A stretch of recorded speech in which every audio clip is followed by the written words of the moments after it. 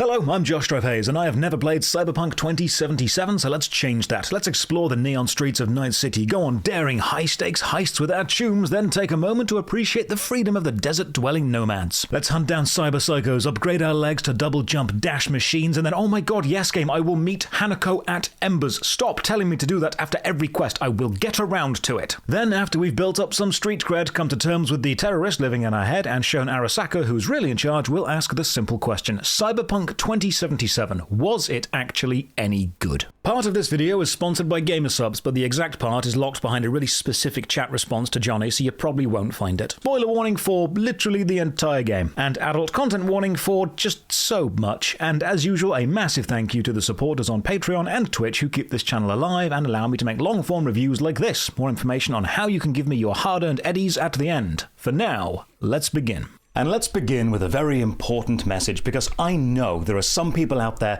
who absolutely love Cyberpunk 2077. They think this is one of the greatest games ever made, and they've had hundreds or even thousands of hours of fun with it. You are not wrong for loving this game. But after finishing the main story and several side quests, jumping around in free roam and just trying to exist in Night City, I don't. I just didn't really feel anything about most of the game. I neither hate it nor love it. I think if I had to sum up my feelings towards Cyberpunk 2077 in one word, the word would be shallow. I like some aspects of the game. I think it has a few select standout moments of brilliance or set pieces which I will absolutely praise when we get to them, but overall, I felt this game was just a lackluster experience. It went for breadth over depth and hides its 5 out of 10 RPG aspects and 7 out of 10 gunplay behind 10 out of 10 presentation. Alright, listen up corpos, new plan. Post-editing Josh here, got some news for you, both good and bad.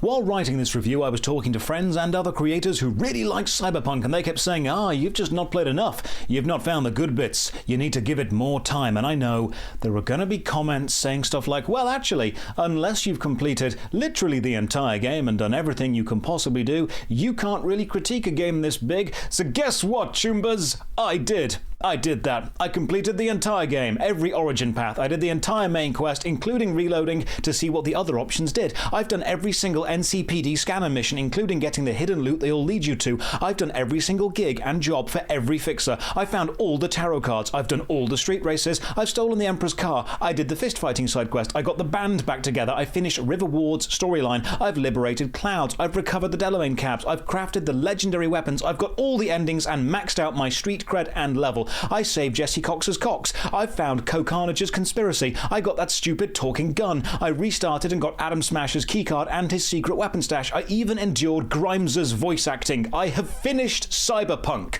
I have done more in it than a casual player would ever be expected to do. And after doing all that, I still don't like the game. But now I have really specific reasons as to why. So please understand that if you like the game, even though I think Cyberpunk is a 5 or 6 out of 10 RPG and a 7 out of 10 shooter game hiding behind 10 out of 10 graphics, that my critique of Cyberpunk as an experience is not a critique of you as a person or as a fan. I read so many comments saying people don't trust game critics because game critics are either paid shills who glaze bad games or toxic haters who say good stuff is bad just to be edgy. This is neither of those. I'm not trying to encourage or discourage you for liking or disliking Cyberpunk. Got no agenda to push here. I think it's a fine game, just overall it's disappointing. And if you as a viewer want honesty in my reviews instead of just confirmation bias for what you already believe, you'll have to hear things that you don't always agree with. And Cyberpunk, I think, is mid. I know it seems extreme to put such a strong disclaimer so early in the review, just being like, my opinion, man, but some people get really, really parasocially attached to their favorite games, and then I come along and say bad things about them, and they get very unhinged. So let's all just agree to be cool about this. In this video, I'll be comparing Cyberpunk to some of my favorite games, including Baldur's Gate, Neverwinter Nights, Expedition 33, and most often Morrowind. I'm not saying these themselves are perfect games, but I think they highlight some great examples of what Cyberpunk was promising it was going to do and then failed to do. After I finished writing this review, I kept watching other creators' videos about Cyberpunk, trying to see things I'd missed or change my opinions, and one video I'd like to highlight is from Erumor, a really underrated creator called Cyberpunk Freedom from Consequences. They're a small but very talented creator. They have some great insights into Cyberpunk and many other games. So let's go back to the start. Cyberpunk 2077 was a massive AAA title from CD Projekt Red, the people behind The Witcher games, released in 2020, and everyone was kind of hyped up. So when the release was a buggy broken mess. Everyone was kind of understandably upset. Now, I think we all know that Cyberpunk was extremely buggy on launch, famously so. But for this review, I'm not actually too bothered about that. Now, I'm not saying I didn't experience bugs or crashes. I absolutely did, both freezes and parts of the game you can easily clip through the world. But in my roughly 90-hour completion playthrough, I crashed about 5 times. So I'm judging my experience of Cyberpunk now, not how it was on launch. The marketing for this game was huge, and when they revealed that Keanu Reeves was in it, people lost their minds. Remember the badass trailer with this bit? Wake the fuck up, samurai.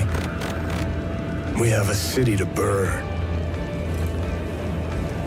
That bit, cool as it is, isn't actually in the game, it's just a hype moment within the trailer. The trailers contained other interesting moments, such as spoiling the death of a major character, which was one of the first narrative mistakes this game would make, and my god, I have opinions on both the narrative and Keanu Reeves in this game, and we will get to those later. Version 1 of this game was buggy, it went through revisions, and as I'm playing it for the first time today, I'm playing version 2.31, which has rehauled the level progression system, added an auto-driving mode, a photo mode, and fixed some bugs, and everyone tells me this version makes the game amazing, but remember, I'm not comparing this to version 1, I'm just critiquing it as my very first play experience right now. Quick personal shout out to Good Old Games for sorting me out with Cyberpunk. Nothing businessy here, just wanted to say thanks to the team. So let's begin. First off, choose a life path. This is an intro. You can be a nomadic traveler hailing from the plains outside of Night City, part of the traveling families of the desert. You can be a street kid living in the neon alleys and fighting to survive in the crime-infested city itself, or you can be a hotshot corpo working in a fancy air-conditioned building for the Arasaka mega corporation with a nice suit and stable pension. Now, I'm in my mid-30s, so obviously I'm going corpo. My days of wanting to be a badass nomad or streetwise destitute tough kid stopped the moment I discovered how expensive cheese was. But the coolest parts of all of these life paths is literally none of them matter. They all end up getting you to the same point very quickly, which then effectively rebrands you as a mercenary, and beyond adding a few context-specific chat options and about 2 minor mechanical choices later,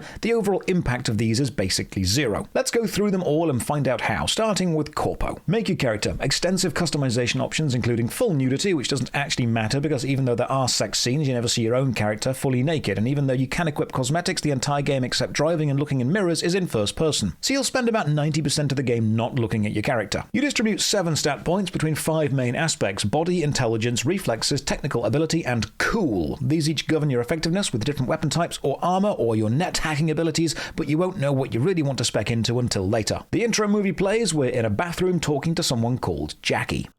V, you there? Yeah. Yeah, I'm here. You alright? Fine. Just needed a breather. Now, in a few minutes, I'm going to start critiquing this game pretty pedantically, but let's start with some praise, probably the main praise the game truly, undeniably deserves.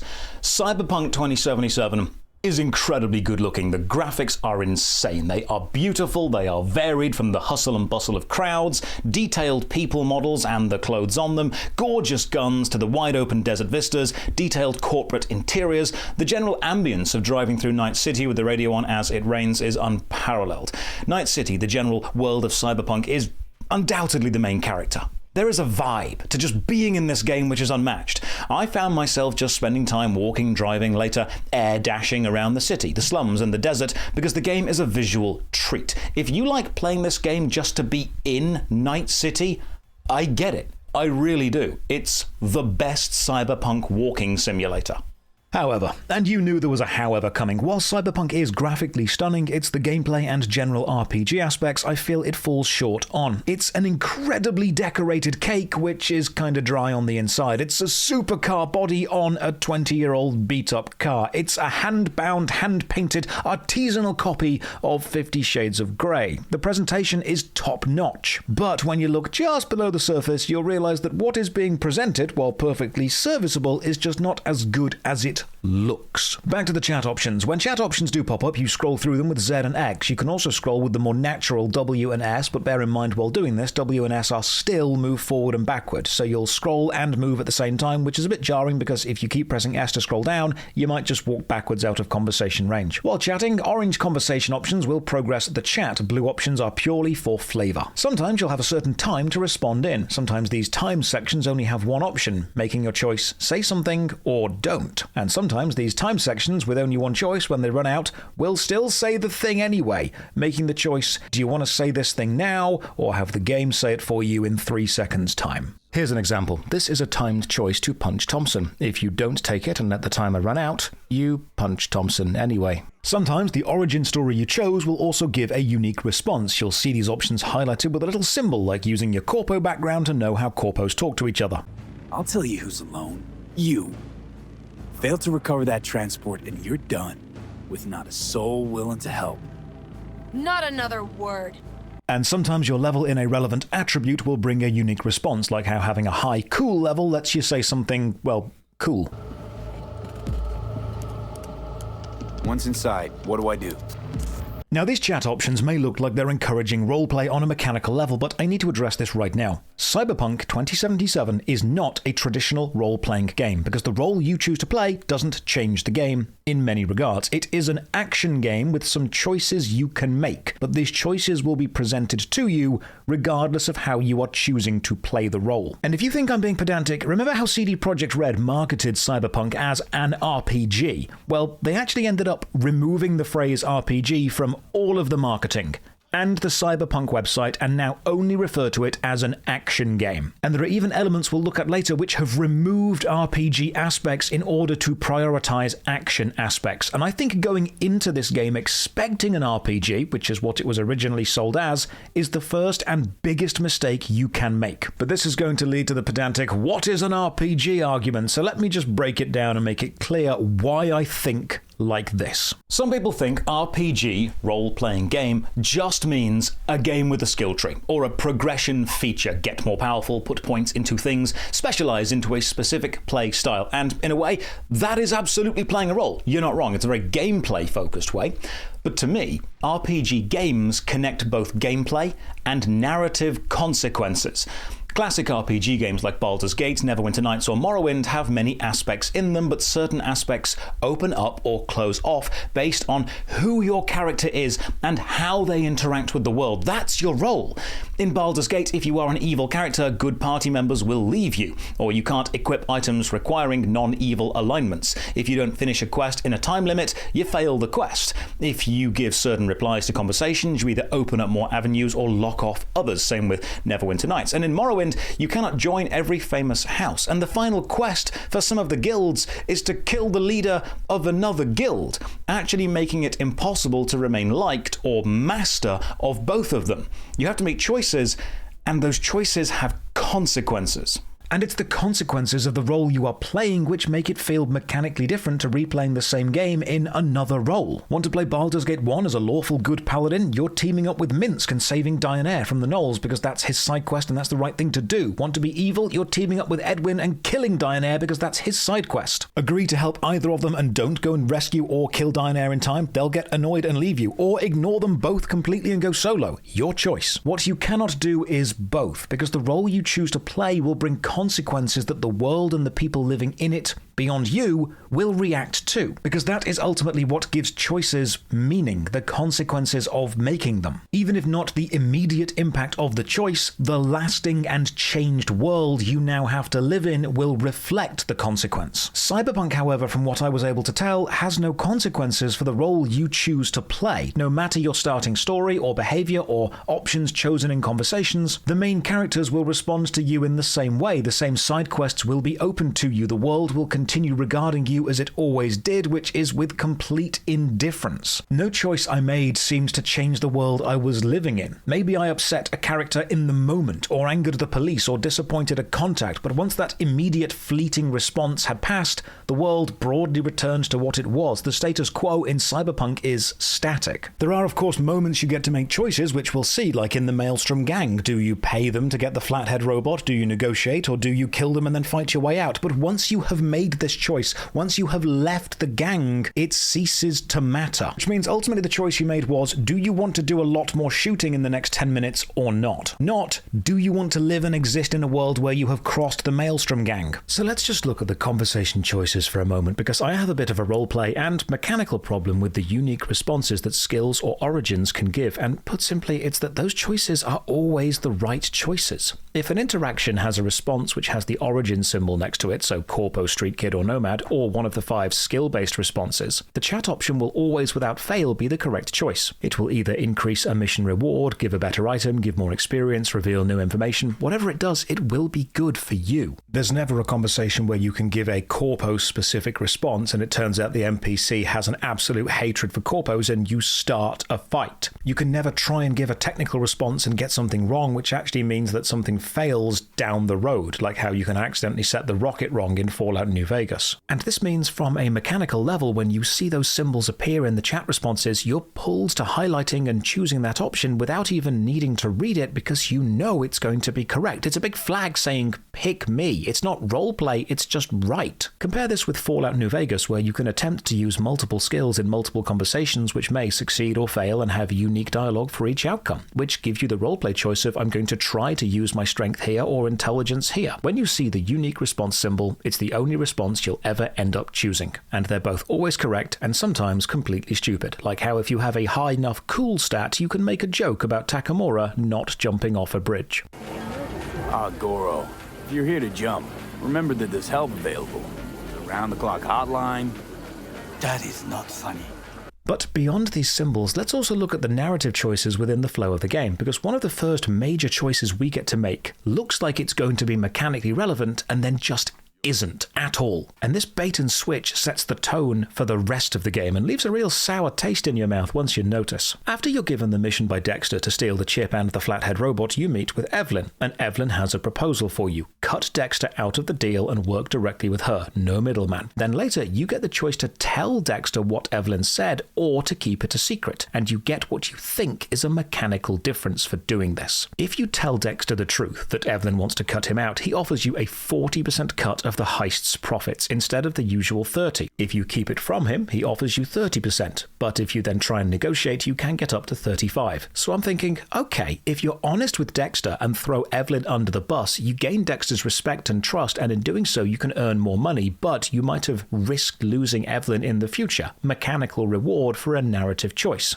Except that doesn't matter, because the heist goes wrong anyway, and the next time you see Dexter, he shoots you, so you don't get any money from him at all, and then Takemura shoots Dexter, so Evelyn doesn't suffer any kind of fallout, even if you did tell Dexter her plan. This is the first kind of important feeling choice the player has, the moment where they can actually choose who they're going to be loyal to in Night City, and it literally does not matter. There are optional side quests and romance subplots you can lock yourself out of in very specific ways if you are deliberately mean to that NPC or don't do something in a time limit, which happens about twice in the game, but we'll come to those when we reach them, because they have problems of their own, how they are isolated and linear within the greater narrative. The role you play in Cyberpunk is not corpo spy or cocky street kid or freedom-loving nomad, no matter how you started the game. It's not law-abiding citizen or psychotic killer or generous philanthropist. It's not good guy or evil villain. The role you choose to play is main character, because you can do all of these things, whatever you choose to be, at any time, knowing your actions within that choice will have essentially no lasting consequences, which either drive you into being something or prevent you being anything else. You can choose to switch the role you're playing on a dime whenever you like, because this isn't an RPG. It's an action game with a level up system and some conversation choices. And some people have said to me, well, that works fine because it's role-playing within the role you choose to play. As a player, if you want to do this, you can. And that's totally understandable. I get that. The issue is everyone tells me the game is immersive. But for me personally, to feel immersed in a world, I need to feel that that world has consequences for the actions that I choose to take. And I never felt that Cyberpunk imposed any consequences because it was too focused on making sure that the entire game was open to me all the time. And this, from a game design point of view, is actually a detriment. For example, I can't open this door to the super secure control room because I do not have a high enough technical skill. That is a consequence for not leveling tech. Maybe now I need to ask a netrunner to hack in for me, or talk to the quest giver NPC and see if there's a specific time the door opens on a timer lock, or bribe a local guard with some hard-earned eddies to get in, or cut the power to the block so it opens and, oh, nope, silly me, the upper window, which is right above this incredibly secure room, is unlocked. Cool. Problem solved. I think I need to clarify this point so I don't sound like old man yells at cloud or game reviewer is never happy. Let me explain the design concept fully. If you have a puzzle in a game, and I don't just mean a jigsaw, I mean anything that requires the player's input to actually solve a process, like getting into a locked building, it's a great design to have multiple ways to solve it. This variety in solutions lets players approach a problem with their own unique build, but, and this is the crucial bit, each method of solving it does have a requirement or a challenge to be overcome, which a specific gameplay style would excel at. And it's the overcoming of the challenge which allows the player to feel rewarded for solving it in that way. Yes, that was an intended way, but it wasn't super easy. The player still proved their mastery of a system to be able to do it. A great early game example of this in another game is escaping Fort Joy from Divinity Original Sin 2. There are so many ways to do this, each of them are challenging and each of them feels rewarding in its own way. For example, the building could be guarded by a big enemy which drops a key. The challenge for the player going this way is you must defeat the enemy. That's a combat challenge. Maybe there's an upstairs window open, but getting to that requires a careful platforming section across a few other connected buildings. That's a movement-based challenge. Maybe you can talk to a local locksmith and get them to teach you how to open the door. That's an NPC interaction-based challenge. All of them require a bit of brain power and then a bit of game knowledge. Whatever method the player chooses to solve the problem in front of them, there's a level of friction which they overcome to achieve the objective. Now, Cyberpunk does have these moments like breaking into a building or getting past guards. There's a lovely one later where you can convince a guard you're here to do an inspection and bluff your way into a secure compound. But it does one extra thing which lets it down. Cyberpunk always, without fail, includes a route with absolutely no requirements or challenge, which completely trivializes whatever puzzle it's trying to give the player. It has a path of no resistance, which is often extremely easy to find. If there's a locked door, the window right above it will be open. If a guard won't let you into a door, there'll be a key card on the floor that the game will guide you to 2 rooms over. Now, yes, in a really pedantic way, an open window does need 2 jumps to reach. The key card does need a short walk to get to, but they are so insultingly easy and obvious. There's no friction, no challenge, and this makes the process gameplay-wise irrelevant. Cyberpunk wants to have puzzles and challenges and complex set pieces with varied solutions, so it adds in different methods to approach different situations which reward different builds, but it then also never ever wants the most unprepared, unobservant player to be stuck either. So it adds in fail-safe, obvious solutions with no requirements or challenge, and once you realize this, you begin to question, why am I approaching any puzzle or set piece with any level of caution or planning or expectation that my build will allow for an interesting solution, when I know every single gang compound has a missing piece of fence I can jump through, or every guarded building has an open first floor window. Multiple solutions to multiple problems is great design, but when every problem has a path of no resistance, why am I taking anything other than that? And I think that's why, to me, Night City never felt like a real place, but instead a video game playground, because there were no consequences to choosing to explore it in a specific way. It was always accommodating to me, the main player, more than to itself as a real city. And while researching this, I found one change which really annoyed me. Cyberpunk 2077 actually updated the Ripper Doc's global inventories, which removed an aspect of choice and consequence. Later in the game, you meet Fingers, a Ripper Doc, and a generally awful person. Guy's a complete scumbag, and you get a chance to punch him or not. Now, anyone with a shred of decency is going to want to punch him. But Fingers was the only Ripper Doc in the game who sold and installed some really good mods that you probably wanted, so you had to make a moral roleplay choice and face the consequences of that choice.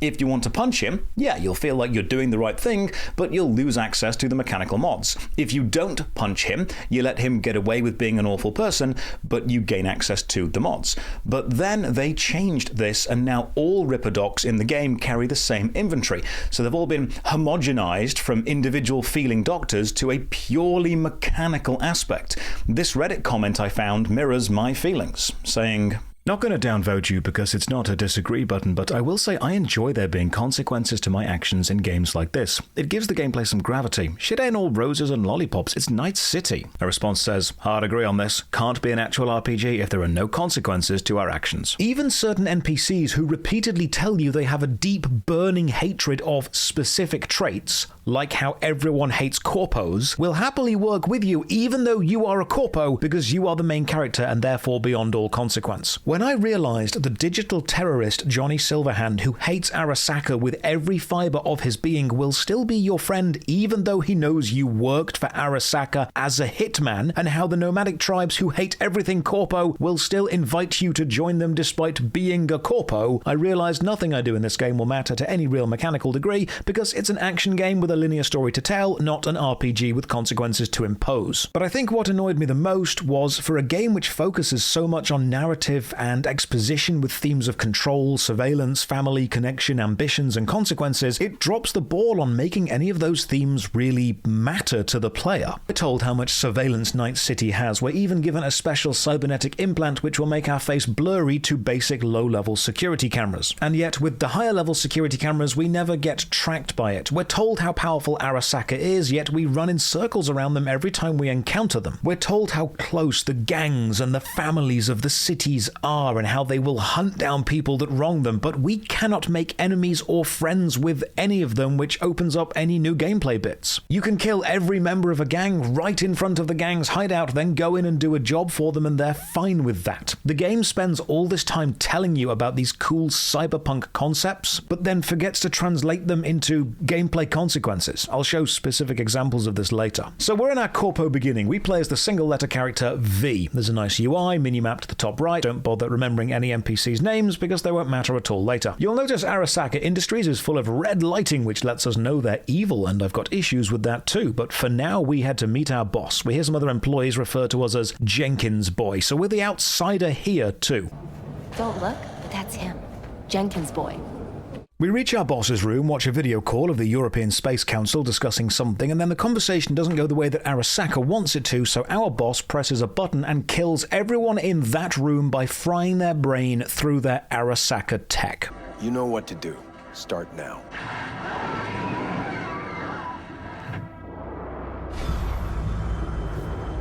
And one of the most amazing things about this scene, despite its incredible political potential, is it literally does not matter and never gets brought up again. It was just done to show how Arasaka don't care about life, and we'll loop back to this later, because nobody who died has any personal connection to us, so in a kind of horrible way, I didn't actually care. Our boss Jenkins then gives us a data shard, these little USB devices you can plug into your own head and serve the game purpose of being notes you read to fill the story in. He tells us to go assassinate his boss, a lady called Abernathy, so he can move up the corporate ladder, right? So we're not really a corpo, we're more an internal assassin. You can press J to open your journal and see all your current quests. In a lovely touch, all quests will have these boxes below them which give you relevant information about the connected factions or people or places within the quest to flesh out the world. In the game, you can also press T to switch between the tracked quest objectives, and you don't need to worry about reading or remembering directions because everything has an arrow pointing to where to go. Then we get a call again from our mate Jackie. You in some trouble? Not yet. Right now, I just need a soul I can trust. That kind of sounded like a yes. Meet me at Lizzie's. Be there in an hour. Meet him in the bar in an hour. Okay, so I've got a major issue with the narrative dissonance on how this game handles the importance of time, but we'll approach that later. For now, we leave the building and get into our flying luxury car, grab a drink and just enjoy the sight of Night City. I was half expecting the words Cyberpunk 2077 to appear on the skyline in 3D from behind a building as a cool cinematic opening, but nope, just a nice little fly down to the bar. We intimidate the bouncer of the bar and go in. We notice there's no loading zone between outside and inside. Now, the on-rails car flight itself was likely loading certain assets in, but in general, Cyberpunk does not need to load on area changes. And that is a really impressive aspect. In fact, I am incredibly impressed by how big the world is and how few loading zones there are. You can go from desert to city to underground nightclub with no visual loadings and no slowdown. It's technically incredibly impressive. Of course, I've got an issue with the size of the world in general, which we'll get to later, but credit where it's due. Inside the bar, I do notice another rather annoying mechanical aspect. There are certain places in the game you cannot do certain actions, like jump, or shoot, or attack, or sprint, dash, or throw grenades, and at first I thought, okay, this is a tutorial zone, they're probably limiting what I can do for that. But no, later on you can reach this zone, big outside plaza area, and while here, no running. No double jumping, no dashing, no shooting, no combat. In fact, if you're being chased by the police and just get to this zone, you'll instantly lose your wanted level and they'll just give up. Look, This is inside the safe zone. You can see it says there under the minimap, safe zone. And this is outside of the safe zone. So you can stand outside and shoot things and get a wanted level and draw the police to you. But the moment you step inside the safe zone, all the police will instantly give up and go back to their car. And if you then step 1 foot outside the safe zone, they've completely forgotten who you are, and you can shoot them. And as they draw their guns, you can step back into the safe zone. It's like Tig, you can't get me, I'm at base levels of design. Sometimes they'll even say, he got away, because you took 1 step backwards. Remember the chat about consequences and choices being a pretty big thing in the whole RPG gameplay aspect? Well, what you've done by making these areas safe and limited is take away any choice to misbehave within them. No shooting, no running, no double jumps, and importantly, no consequences for doing those things. So the bouncer that tells you not to misbehave or there will be consequences doesn't actually matter because you can't, as a player, choose to misbehave, so there will never be any consequences from that bouncer. I think my issues by now are coming from a place of mistaken expectations. I was expecting a deep RPG because that's what people had told me this was, while I'm getting a flashy action game, and I'm trying to adjust my expectations as we go. Eventually, we meet Jackie. Remember, as a player, we have no idea who this guy is, but we're old friends, so we tell him the plan to assassinate our boss's boss. What do you think? Won't come cheap. It'll have to be done on the sly. No trail. Hard eddies only. Got the money.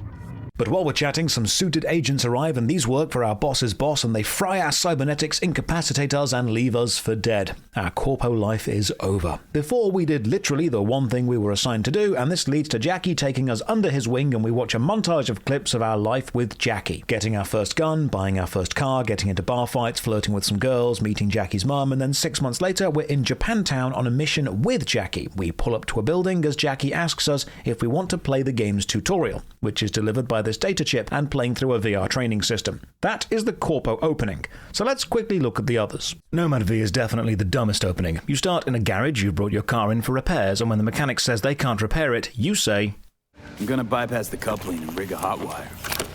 Compressor will run on and on. It could seize up.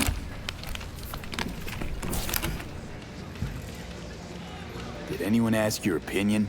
You did, V. By bringing your car to a mechanic, you literally very specifically asked them to fix this exact problem. Anyway, you, for some reason, then instantly know how to fix the car that you brought into the mechanic because you didn't know how to fix the car. Then the local sheriff shows up and asks some questions, and you'd think they're setting this small-town sheriff up as a repeating bad guy like Officer Tenpenny from San Andreas, but nope, he will never matter again once you leave this garage. So you leave the garage, climb a radio tower, and chat to a contact about a smuggling job.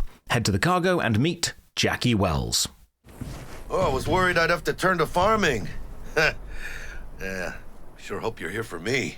You and Jackie then drive together, smuggling the cargo through the border check. You get called into an interrogation, bribe the guard, drive on through further, then get ambushed by some corpos, and Jackie drives while you get into a shootout. Eventually, you both pull into an abandoned house. You and Jackie look in the cargo and find some gamer subs. It's this bit, don't skip, it's 10 seconds long. If you want to make water taste better, add some gamer subs. Use code Josh for 10% off, link in the description, tunes. Okay, back to the video. Discover the cargo was an iguana, become best friends, and the montage of your adventures in Night City begins. For the Street Kid origin, you start in Pepe's bar. Pepe is your friend. You learn he owes some money to the loan shark, Kirk. You go and ask Kirk to forgive the loan, and Kirk says if you steal a rare car for him, he will. So you head out the bar and bump into Padre, one of the gang leaders. You two have some friendly history, so you get into Padre's car and talk about old times. Then some random gang guy holds Padre at gunpoint. A short, tense conversation happens, and eventually you get dropped off at the garage where the rare car is parked. You go to steal the rare car, but once inside, you meet somebody else also assigned to steal the same car.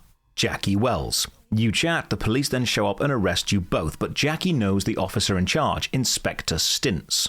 And you assume the game is setting up Inspector Stints as some kind of reoccurring character, a police inspector who was raised in the streets and hates big businesses as much as you do, but nope, he'll never matter again either. Stints then lets you and Jackie go, you become friends, and your montage of adventures in Night City begins. Each origin story, played at a moderate pace, takes 15 to 20 minutes to finish, and all get to the exact same point. The majority of time in the origin stories is conversation, not gameplay, and they all have the "this meeting could have been an email" energy. And only the Corpo one feels like it really makes any sense, with the role Arasaka play in the game and V having a previous connection to Jackie. So all three openings ultimately bring us to the montage with Jackie, then the optional tutorial, so let's play it. Welcome to what I truly believe might be one of the world's worst paced tutorials, both mechanically and narratively. And my extremely pedantic teacher senses start tingling at this exact moment. Having a tutorial is great, big fan of tutorials, but the best tutorials are hidden within the flow of the game and allow the player to use the skill within a relevant context, then apply it in another, then add a new skill, then present a situation where you must use both. Good tutorials are often simple enough for new players to follow and allow pro players to show their skills by flying through, as it's technically just another part of the game. But this takes place entirely within a VR simulation, so already there's a strong narrative disconnect from Night City, from Jackie, from anything we've known so far. I'll loop back to this soon, because it's this bit which really bothered me.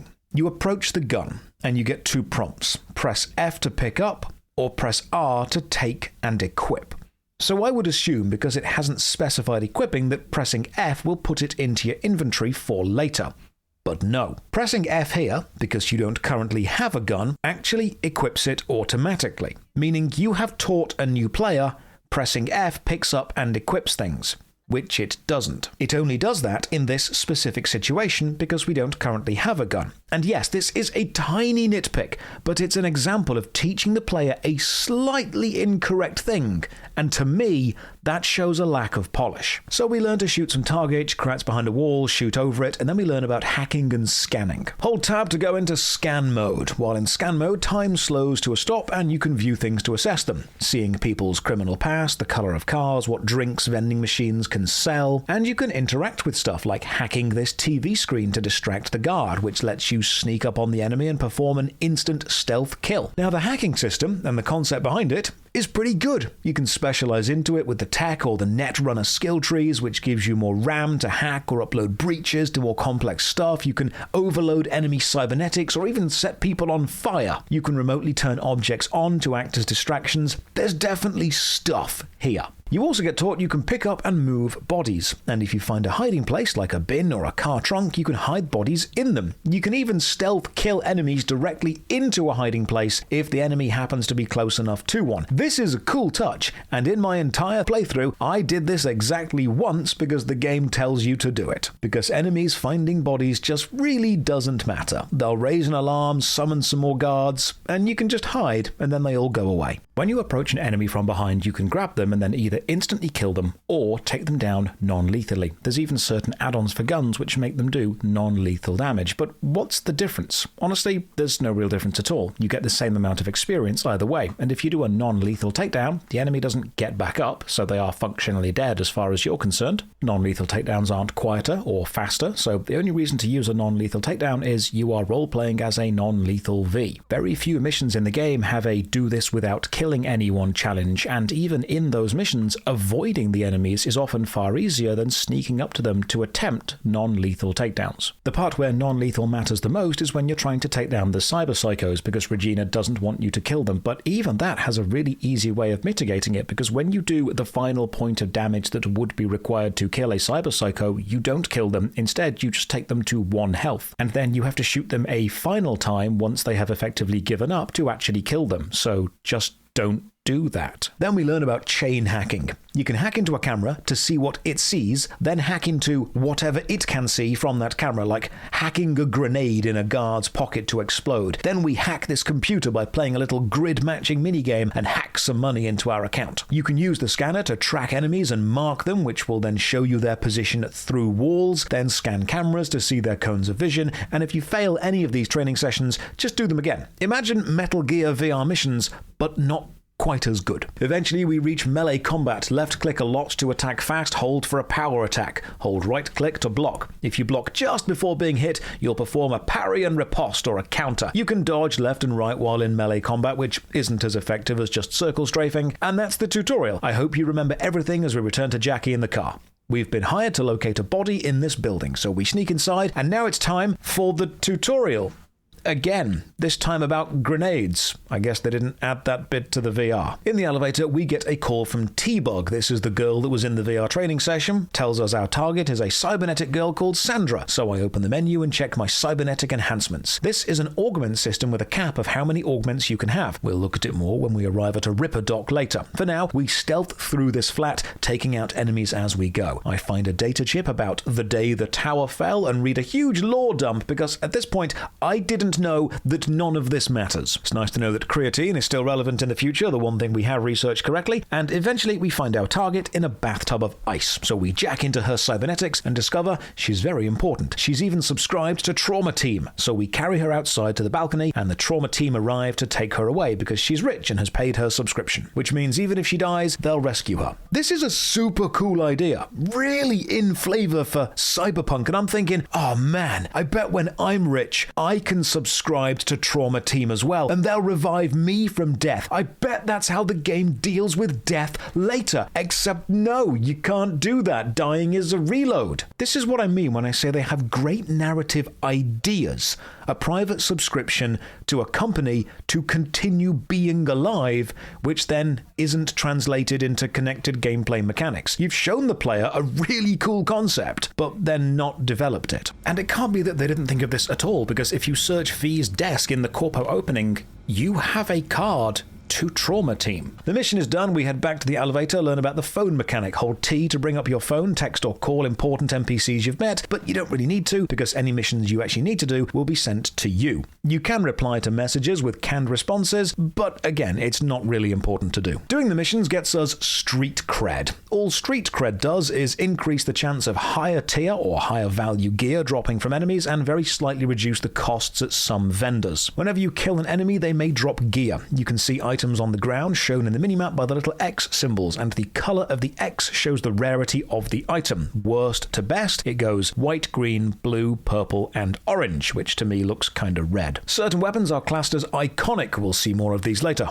After killing and looting, you'll be left with a lot of guns which have a lot of stats. You can sort them in various ways, but only one of these sorting styles matters, and that's DPS, damage per second. You'll pick up junk until you hit your carry limit, sort by DPS, equip the 3 highest different style guns like shotgun, machine gun, and sniper, then you'll break all the rest down into crafting components. Because you'll get newer, better guns quickly, it's not really worth getting attached to anything. The speed you acquire new gear means you'll be opening this menu screen a lot, and even if you spent all of your perk points and built into making shotguns better, if you find a decent revolver, you'll just use that instead. When you do eventually have too much stuff and hit the carry limit, which makes you move slower, you'll head into your inventory and break all the guns down into components. This is the basis of the crafting system. Items break into components from levels 1 to level 5, and components have no weight. You can then collect blueprints from jobs, gigs, or the NCPD side missions and use the blueprints to build an item. Just spend the amount of components it requires. This means every firefight turns into you hoovering up loot, breaking it all down, and then crafting the best thing that you have. The crafting system is basic and functional, but the unique items you get from a quest chain are often better, so until you reach the end game, you'll be swapping items so fast you won't ever feel finished. On the drive back, we get a call from Wakoko, the fixer who gave us the job, and then it seems we're being chased, so we get into a shootout. Jackie drives, we shoot. It's all very cinematic. It's actually quite good. We then learn our district has been cordoned off for various legal reasons, and we're just too late to get back in, but Jackie pulls out the old charm, and we are allowed back. Now let's take a moment to discuss what happened, because I have 2 problems with it, and the really annoying thing is any good game designer can probably see they're actually solutions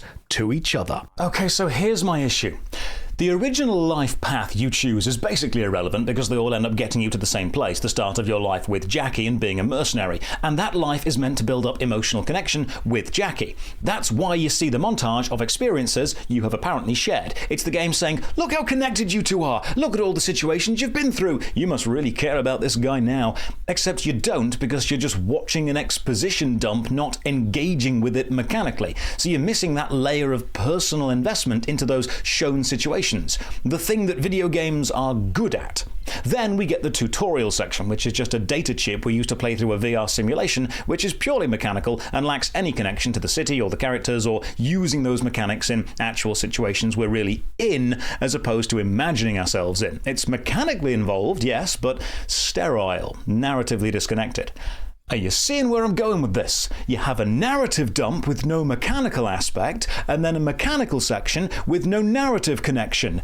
Maybe Combine them! The tutorial a new player goes through should have been a playable version of the memories you have with Jackie. You should learn to shoot by having a friendly competition in an alleyway somewhere. Then you learn to run by running from the police, sneak with him by sneaking home after a party, hack into a vending machine for a free drink, stealing a car and escaping another gang, getting into a bar brawl for melee combat. And in a way, I think they tried to do this. I think the opening heist with Jackie is meant to be a tutorial, but they realized it doesn't cover almost any of the important parts, so they added the VR section as a cover-up. It makes me unreasonably upset that one of the biggest budget, longest developed, most highly praised games ever needed to solve two early game problems: building up an emotional connection with another character and introducing the player to the game mechanics, and instead of combining both aspects into one emotionally fulfilling, mechanically contextual early life foundation, they just did both, separately, in the laziest way possible. Now, gaming critique shouldn't just be, here's how I would have done it, because we all want different things, and you have to judge a game by what it is, not what it isn't. I can't sit here and say Cyberpunk is not a very good real-time strategy because it was never promising to be one of those. So on some level, you have to judge the game mechanics based on what it's actually trying to do, and when you have two problems to solve and they could both literally enhance the other by being solved, it needs to be pointed out. Because good game design stacks things: mechanics, narrative, choices, consequences, platforming, world-building, combat, items, puzzles, so you're never experiencing just one isolated thing, but multiple within context of the game. Like how Soul Reaver's opening section has all the mechanics paced to be experienced while Raziel is discovering the reality of the world around him and his new body through the mechanics. Or how The Witcher 3 is literally you going through the Witcher training school with the characters you will end up caring about later. You don't just get a montage of Geralt bonding with the others via a cutscene, then do training alone in a forest. On the way back to our apartment, we see an assault from Max Tack. This is the game's way of introducing the toughest enemies, and these guys are brutal, and I quite like this introduction, being shown something scary, told to avoid it,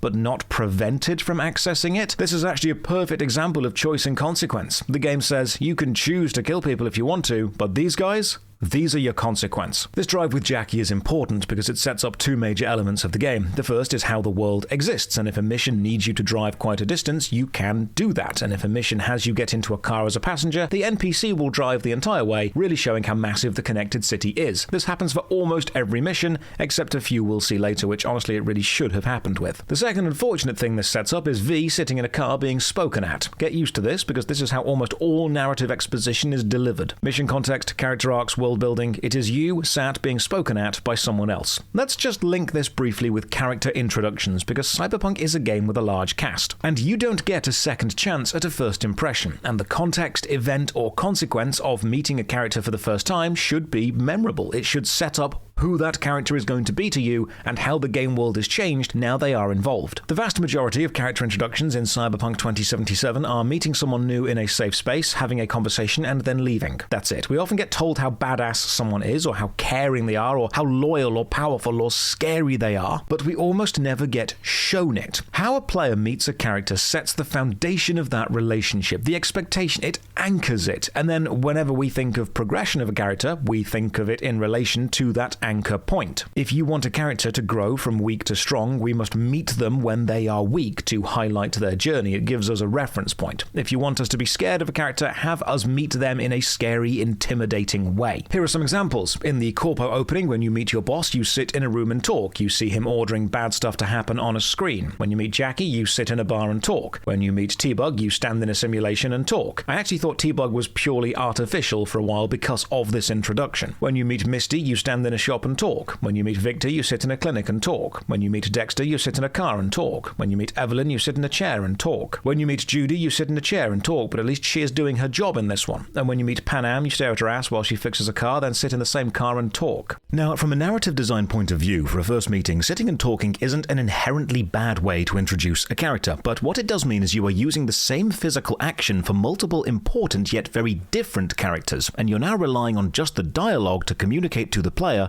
who this character is and what they value. Consider that strong character introductions often use a mix of the dialogue, or lack of it, the connected action, and the situation you're in to really set the tone of that character from the start, and Cyberpunk can do this. The first time you meet Rogue the Fixer, you're on the roof of a building about to board a helicopter with her to go assault Arasaka, so you know she is a woman of action. When you meet Placide, he's beheading a chicken and then talks to you while walking to go deliver that chicken to a local shop, so we know he's a practical community community-focused, brutal guy. The first time you meet River Ward, he's this intimidating-looking dude strolling through security. You probably assume he's a bad guy, but then he gets stopped and reveals he's police, then waits for permission to continue. So you know he may appear nonchalant in his actions, but actually values the correct procedure. For what it's worth, I also think River is the best character with the best quest in the entire game. We'll talk about Takemura soon too, because I love his general introduction, but it's a shame that what I would consider the better designed character introductions happen quite a bit later in the game, so new players who judge a game from its opening hours simply won't see them. If you really like this game and you think I'm being too harsh, I'm not saying you're wrong, but do me a favor, go back and really pay attention to how much of the game is told at you,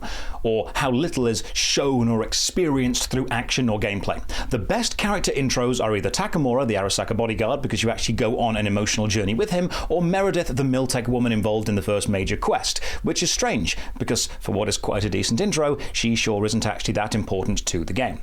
Telling a player what a character is like is the laziest type of characterization. Instead, show them. Have a player experience a character, so you don't need to tell them. They'll instantly know.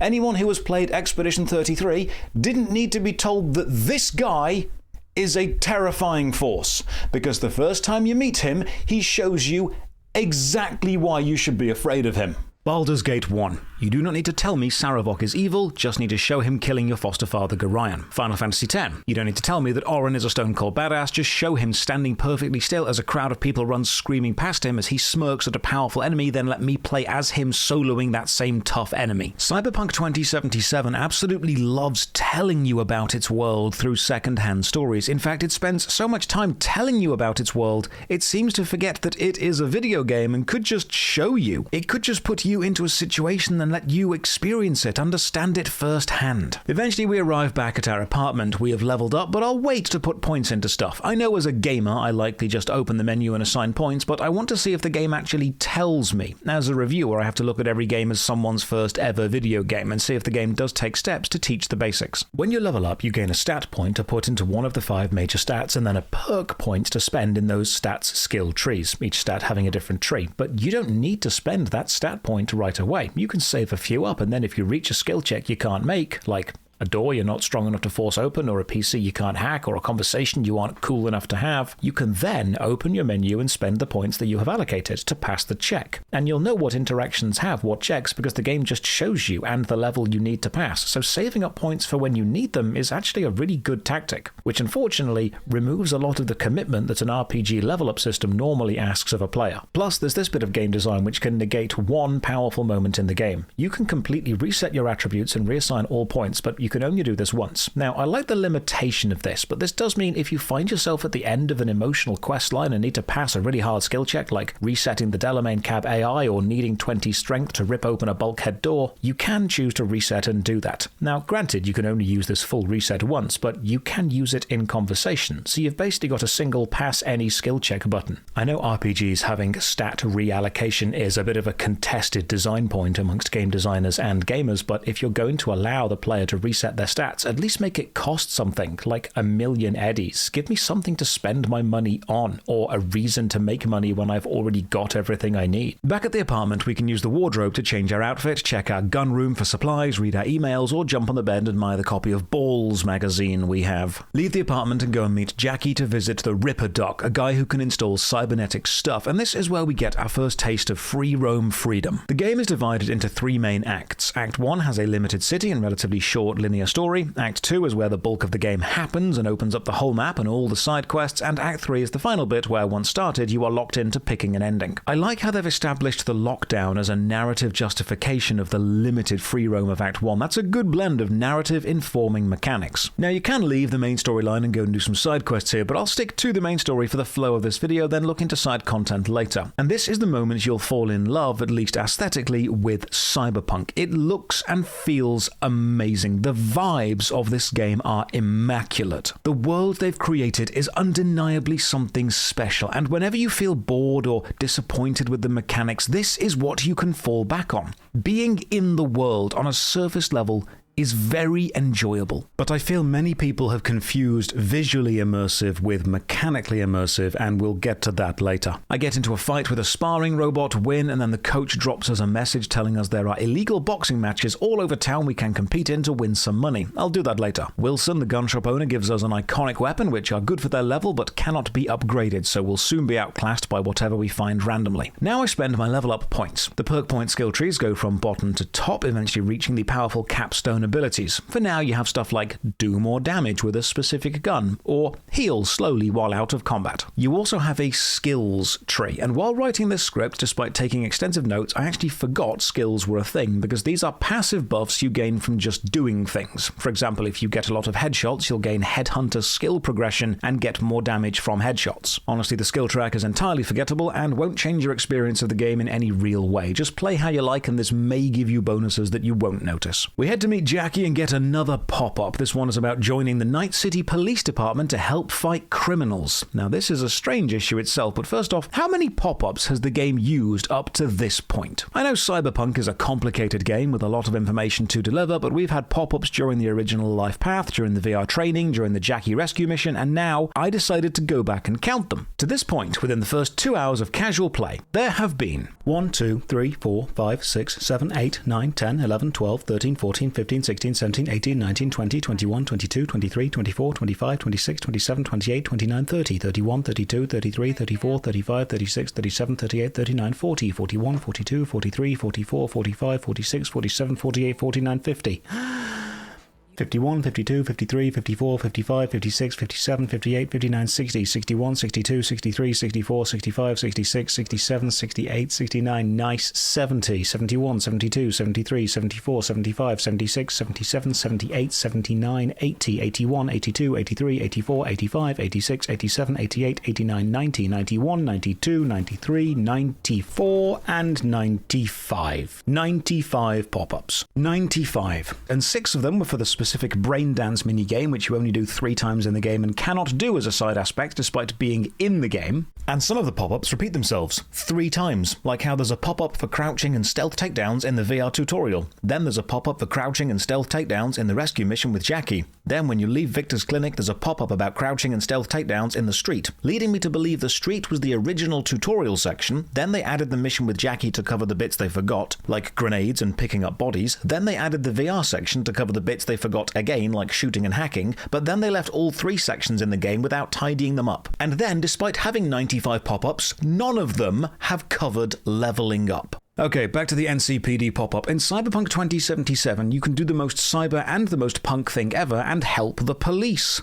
If you see a crime happening and the police are having a bit of bother with the bad guys, you can get involved, start shooting, and help them make an arrest. But don't worry, they won't remember you doing this. You'll get some experience and even some street cred for helping the police. Not faction cred, not police cred. You don't lose respect or faction cred from a gang because despite them having different gangs and police and military and private security contractors, none of them have a faction ranking system. You simply have one overall general fame score called street cred, and by doing pretty much anything you can increase it. And annoyingly, because mission rewards are based on your street cred, most early game guides will tell you to do as many NCPD events as you can to gain fast street cred so the main story will give you better guns. This is a game where you start as a low-life mercenary who helps the police because it's the best thing to do. Let's talk about money for a moment. Early in the game, Rogue demands 15,000 eddies for information needed for a main story mission, and while this sounds like a lot, it really isn't. It's 3 or 4 very fast NCPD missions, or it's selling an inventory of loot to a shop. Money very quickly becomes trivial, and by the mid to end game, you'll have so much you'll be looking for things to spend it on. In one of the endings, you can even say, I've got some serious money, I want to buy a serious guitar, and I've got around 1 million eddies by now, so I'm thinking this is going to be expensive, and it ends up costing me 5,000, so the game doesn't know what a lot of money really is. You can buy cars from the console in V's apartment. This is mainly a cosmetic thing, as you don't really need a car for any specific overworld mission, and the street races later give you a car more than capable of winning them all.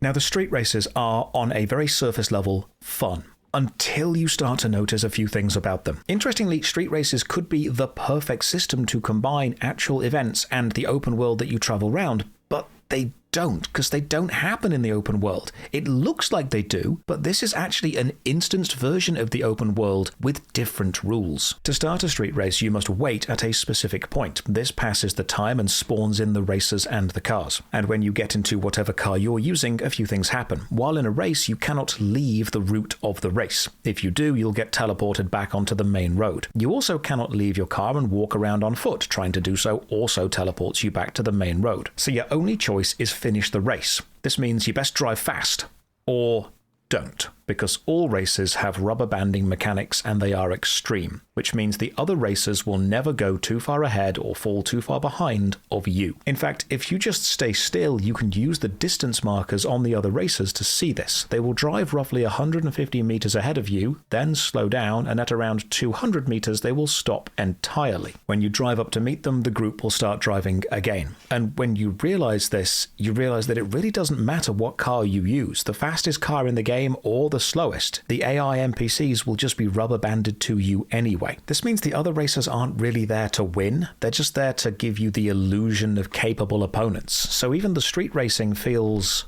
hollow. You can also buy some new apartments. One even comes with a coffee maker, which gives you a stamina boost, which would be great if stamina was a system you'll ever notice. You can then go and buy all the expensive Ripper Dock upgrades, but even after doing this, you'll have more money than you know what to do with, and it can feel a bit odd when you're running around Night City as this down-on-their-luck mercenary while also being a multi-millionaire. I want to take a moment to discuss an issue I have with Cyberpunk's approach to combat situations in relation to preparation, because you never need to do it, or careful use of your limited items because there aren't any. Ammo for each gun is plentiful. You're unlikely to run out. I never once bought ammo from a vendor. I just took it from dead enemies and I had more than enough the entire game. If you somehow do run out, just switch weapons as each weapon type has its own ammo, or use a melee one because you can't run out of sword. So you'll never be thinking, okay, about to storm this gang hideout, best go stock up on revolver ammo first. Then, when you're actually fighting, you have grenades and health items. Both these things recharge an unlimited number of times. So it's not like you have 10 grenades and 4 health potions. When you equip a grenade, you're saying,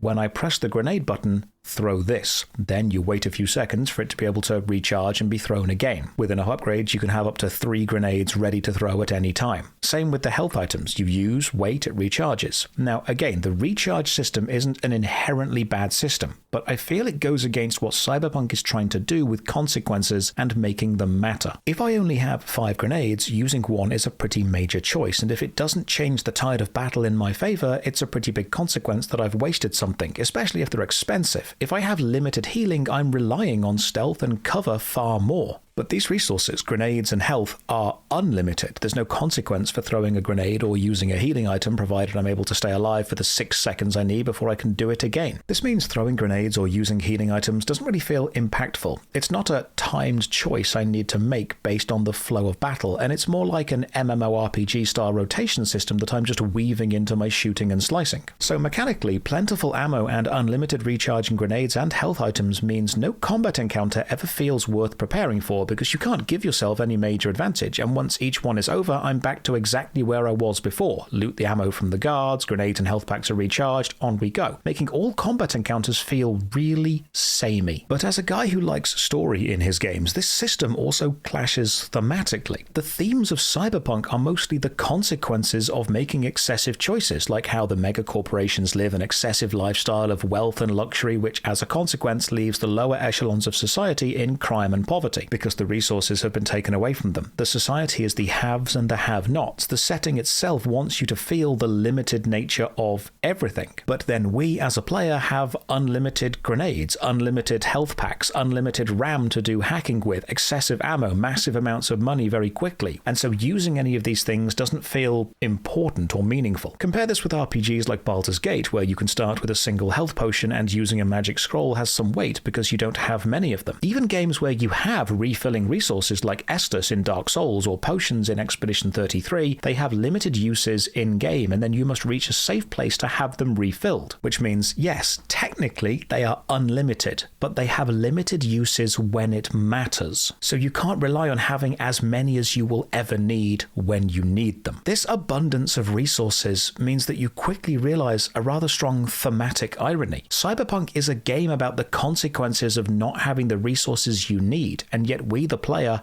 will always have all the resources we ever need effectively all the time. We meet Jackie by the noodle bar and he tells us the fixer Dexter DeShawn wants to talk to us. Fixers give jobs to criminals and Dexter is one of the most important. We learn you can call your vehicle by pressing V or later holding V to cycle through all of your owned vehicles. If you destroy an owned car, you have to wait a little bit for it to be available again. So we start driving, and driving is a mechanic this game definitely has. Unfortunately, all the cars in the game seem to have tires made of oil and the roads are made of ice. You turn with A and D, or so I've been told, and the car which handles worst is all of them. And if you're going in a fast straight line and know there's a turn coming up, give yourself 3 to 5 business days to slow down just enough to not launch yourself into a wall or accept your fate as a kamikaze pilot every time you try to go fast. One of the saddening things here is you can drive every car or bike in first person, and the level of detail of the interiors is amazing. Dashboards, textures, they look great, but the field of vision while driving in first person is awful, so you really need to drive in third person. It doesn't make the handling any better, but at least you know what you're about to hit. The 2.0 update also brought a new auto drive feature. It doesn't take you to a destination, it just drives around the game automatically, letting you play the radio, take in the sights, and turn Cyberpunk into the world's best looking screensaver. One of my biggest issues with the vehicles in Cyberpunk is you have cars, armored cars, bikes,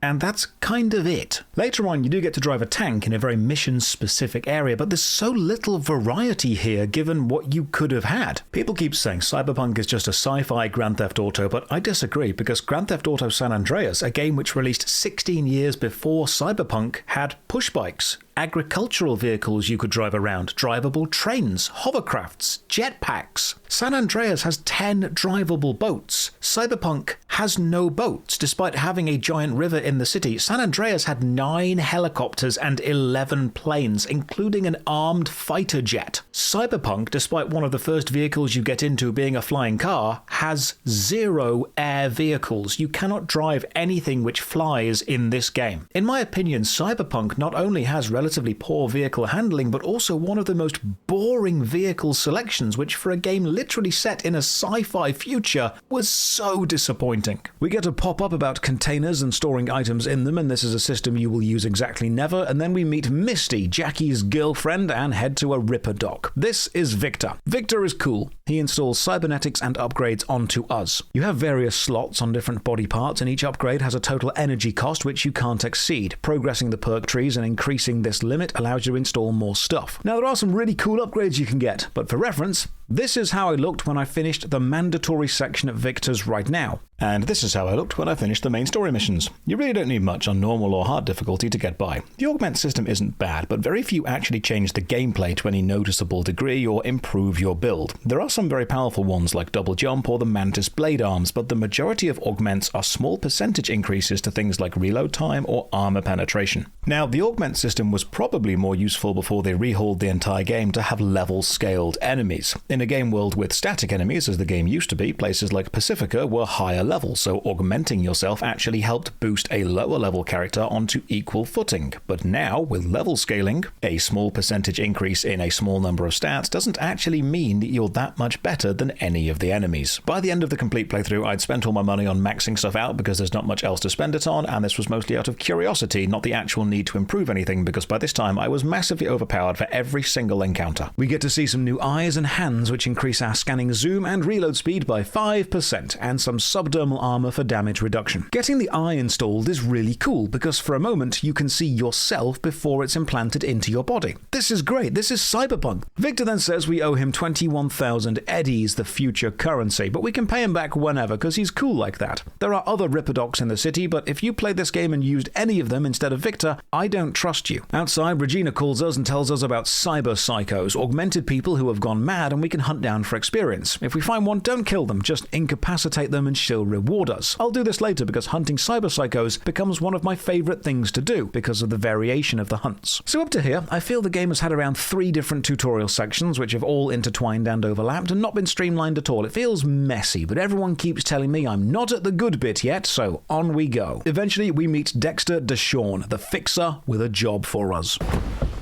Yo, Mr. V, a pleasure. Dexter DeShawn in the flesh. Ample indeed. Let's roll. So this is kind of what kicks off the main plot. Dexter wants us to steal a super-secret prototype chip from Arasaka, the big evil multinational company who rule everything and who we used to work for. However, to get into the chip room, we're going to need a super special stealth military robot which was recently stolen by the Maelstrom gang when they hijacked a Miltech convoy, so first objective is to get that robot from Maelstrom. The game makes sure to tell us Dexter is a high-ranking, dangerous, powerful fixer, so we should respect him, but this links back to what I said earlier. This is our first encounter with the guy, so from a mechanical point, we just sit in a car with him and have a nice chat. You kind of want this intro to be a bit more memorable, have us meeting him in a building where he's beating a guy to death for being a day late on a payment of delivery of baby food. Show me who Dexter is, why I don't want to cross him. We leave the car, get some street cred, feel very cool, then walk into traffic and get run over. Cars in this game will hit you, and I love that. My choice to walk into the road, consequence is get hit. Choice and consequence, RPG essentials. You now have two objectives. Visit the Maelstrom gang hideout and find the flathead robot that you'll use for the raid on Arasaka, or call up Meredith Stout, the Miltech agent responsible for losing it in the first place, to see if she can be coerced into helping you acquire it from Maelstrom, as losing it reflects badly on her. So we call up Meredith. She's of course understandably upset about all of this. Stout here. Start by telling me how you got this number. No more than your number. Heard you misplaced a convoy. You shut him up. I decide to explore the city on foot for a bit because it is gorgeous, but the constant camera bob from running is making me a bit nauseous, so turn that off. Then we discover a hostile situation and the game tells us we can choose to get involved or not. So hostile situations are usually two gangs fighting or one gang fighting the police, and getting involved on the side of one is pointless because the other will still shoot at you even if you help them, and there aren't any gang-specific respect ladders to climb, so all hostile situations become kill everyone then loot everything. Cyberpunk really encourages the murder hobo playstyle with no real loyalty because there's no downside to being loyal or disloyal. I find a ricochet weapon. The game lets us know these weapons can bounce bullets off walls. Okay, cool. Do I ever need to use that to solve a puzzle? No, it's just a cool thing they do. Except as we'll see later, they also don't. Like how you can't shoot certain NPCs, you'll just lower your weapon and cannot fire. But you can ricochet bullets into them, which does nothing. I draw my weapon while driving and you get another pop-up. You can shoot from cars. If you're on a bike, you can slash with a sword. Eventually we meet Meredith Stout, the Miltech agent responsible for losing the stealth robot, and this is actually a very good character intro because we straight away get to know who Meredith is. That'd be me. Thought you could blackmail me, fucker? Set conditions? This is one of the only quests where the corpo background actually gives you a unique mechanical objective. Meredith wants the Flathead, the stealth robot, back and wants us to implant a bug into the Maelstrom gang's systems so she can track them. She gives us an infected credit chip to give to them and says, we're working for her now. If you are a corpo, you can hack the chip she gave you to remove the virus and keep the credits on it. That the kind of subtlety they teach at Militech? Chip spiked with a virus, clearly. That is true. A message from Victor then lets us know there are some new clothes at our apartment, and I drive on back, and my god, this game truly is gorgeous. We get a strange text from the Bart Moss Collective, gibberish about the end of the world, no idea what this is about. Then we meet back up with Jackie and tell him about Meredith, Miltech, the infected chip we cleaned, and then we head to the gang's hideout together. I then get the attribute requirement pop-up, but I'm not trying to equip anything right now, so this is not relevant to anything I'm doing. We head inside the Maelstrom base, and they've got anti-personnel mines and everything, and heading in is actually quite nerve-wracking. This is a good bit. We take a seat and chat about the whole buying the Flathead thing from them, from this incredibly creepy-looking guy. Now, Deshawn has already paid for this robot, but it seems the Maelstrom gang leadership has changed, so that deal might be void and we need to pay again. We then meet Royce, the new gang leader, and this whole section I really like. This is a great example of what Cyberpunk 2077 can be in isolation. You can choose to pay for the Flathead with the stolen credits, either infected or not infected with the Miltech bug. Then you can pay using your own money, you can talk them down, or you can make the choice that I made and just shoot them. You short, Cirque? Bang. Bring it, cocksuckers! Unload on them, B! And whatever choice you make, you have to live with the consequences of, meaning how easy is it to escape the building. This bit becomes the jumping and climbing tutorial, then we shoot our way out with the Flathead in our possession, and I like how you can shoot glass windows out, then climb through the frame. I then absolutely love this. We get hacked, and our optics get messed up for a moment. Enemies using our own augments against us is an incredible touch. Choice and consequence right there. It gives me a reason to upgrade my augments. The shootout continues, the music ramps up, great sightlines and cover as we move through the gang's hideout, actually getting into a lovely flow state. Then I find an arcade machine of Roach Dash, so I get distracted and play it. This is Roach Race. It's a reskin of the Google Chrome No Internet dinosaur game, using Roach, the horse from The Witcher 3, another CD Projekt Red game. And it's fine, so I play. And I can only assume while I'm doing this, Jackie is still fighting for his life in some intense firefight against a psychotic augmented gang, while I stand there casually playing arcade games. Finish the game, back to the shootout. I do like how the high scores on the machine are references to characters from The Witcher, like Zirel. Back to the escape. I try to stealth for a bit, eventually run out of the building and meet Meredith, the Miltech lady, again. She doesn't take the flathead from us, as she's got a larger game to play. We then get a call from Dexter and discover fast travel. You can use fast travel points to travel to any other fast travel point. That whole gang section was a fine little bit. Choices, consequences, combat, puzzles. It was nice. We now get told to head to Lizzie's bar anytime between 6 p.m. and 6 a.m. to meet someone called Evelyn. Cyberpunk does have a day and night cycle, and it affects basically nothing. It's less a system you engage with on an enjoyable mechanical level, and more a system you just try to subvert by using the past time option in the menu or the specific context wait option that appears during certain quests.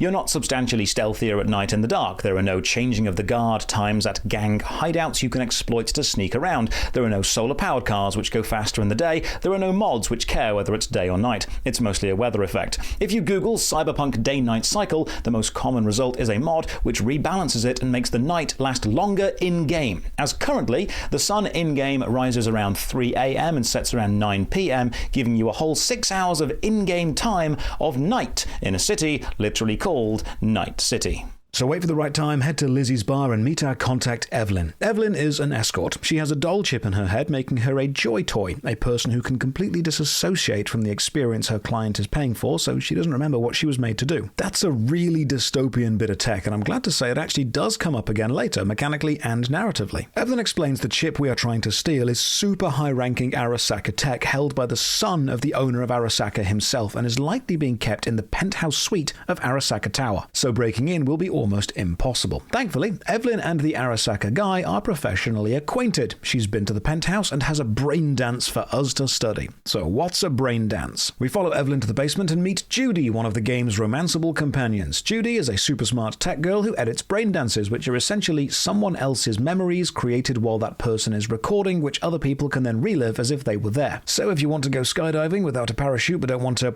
die, that's okay. Make somebody else do it, record the event through a brain dance, then have them die and you can relive that memory as if it were real. You just wake up when it's done. This technology is of course primarily used for porn, but some people want the more extreme experiences. Think of them like livable snuff films. So we get a brain dance implemented and get to experience being a guy robbing a store, and then as he leaves, he gets shot.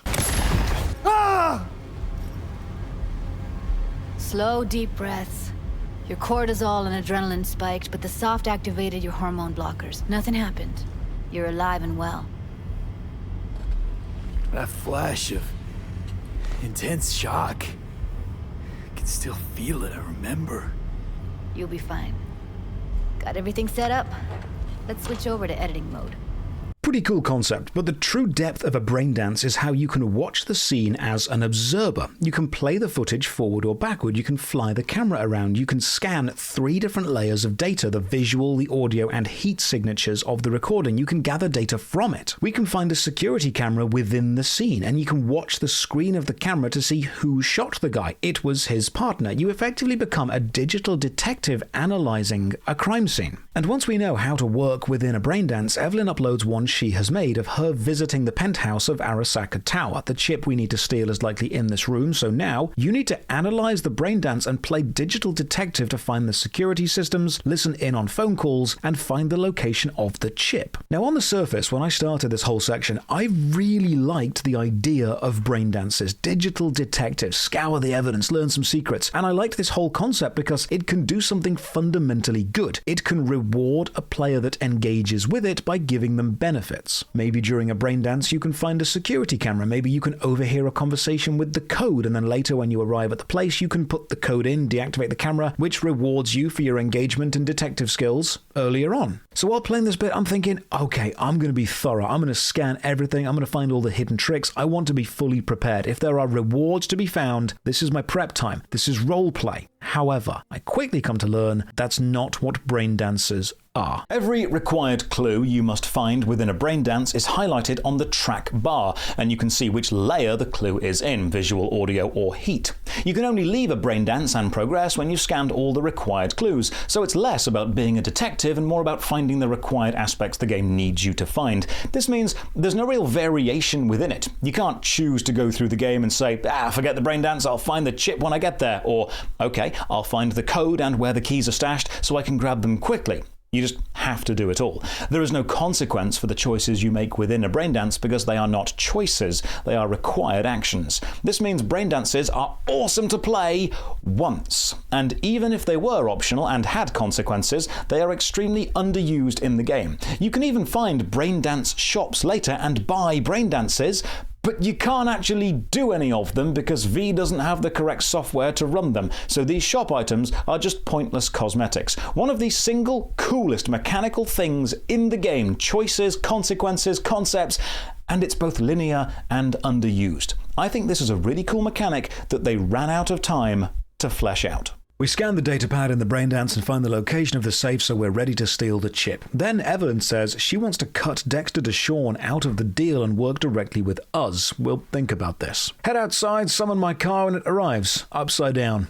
Phenomenal. I know that Cyberpunk launched with a lot of bugs, and thankfully I've not seen that many, but I have definitely seen some. Get into a shootout with the police is actually quite exciting, try to hide, fail, then run away and end up running into an apartment I don't recognize, and at first I think, oh my god, this is amazing, I bet every building is rendered inside and out, I can run into any of them, but nope, somehow I just got really lucky and chose the one building that you can go inside. When you're wanted by the police, you'll see your star meter appear on the right hand side, same as with Grand Theft Auto. If it maxes out, they'll send max tack after you, which is probably the most fun combat encounter you'll have with the most disappointing rewards for killing any of the max tag guys. So let's just talk about the police system, because it is really disappointing. And I don't want you to think this review is all doom and gloom. I've said nice things. But remember, this game was in development for the best part of a decade. This was meant to be the Cyberpunk game. So I'm holding it to a high standard. Consider this. I'm holding the mechanics to the same standard that the graphics have reached. You raise your wanted level by being a cheeky little chap and stealing cars or killing people. Reckless driving doesn't do anything unless you actually hit someone. When at 1 star, police will chase you if they see you but won't actively pursue you. Police are marked with blue dots on the minimap, so just avoid them and you'll quickly lose the star. 2 stars has police actively hunting you. 3 gets the off-road police cars and robot backup. 4 gets the police netrunners trying to hack you, and 5 gets you max tack.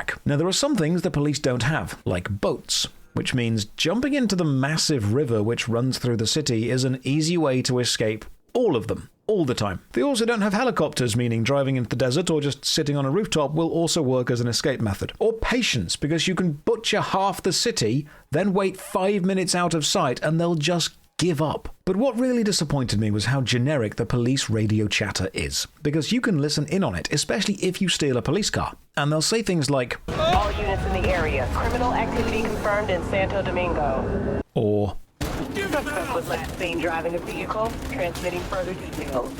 They never say what crime you committed, or what kind of vehicle you're in, the make or model, the color. They never comment on what you're armed with or are wearing. They never mention if you have any previous record or crimes. If you steal a police car, which we can assume has a tracker or a camera in it, they will give up looking within minutes, and now you just get to keep the car.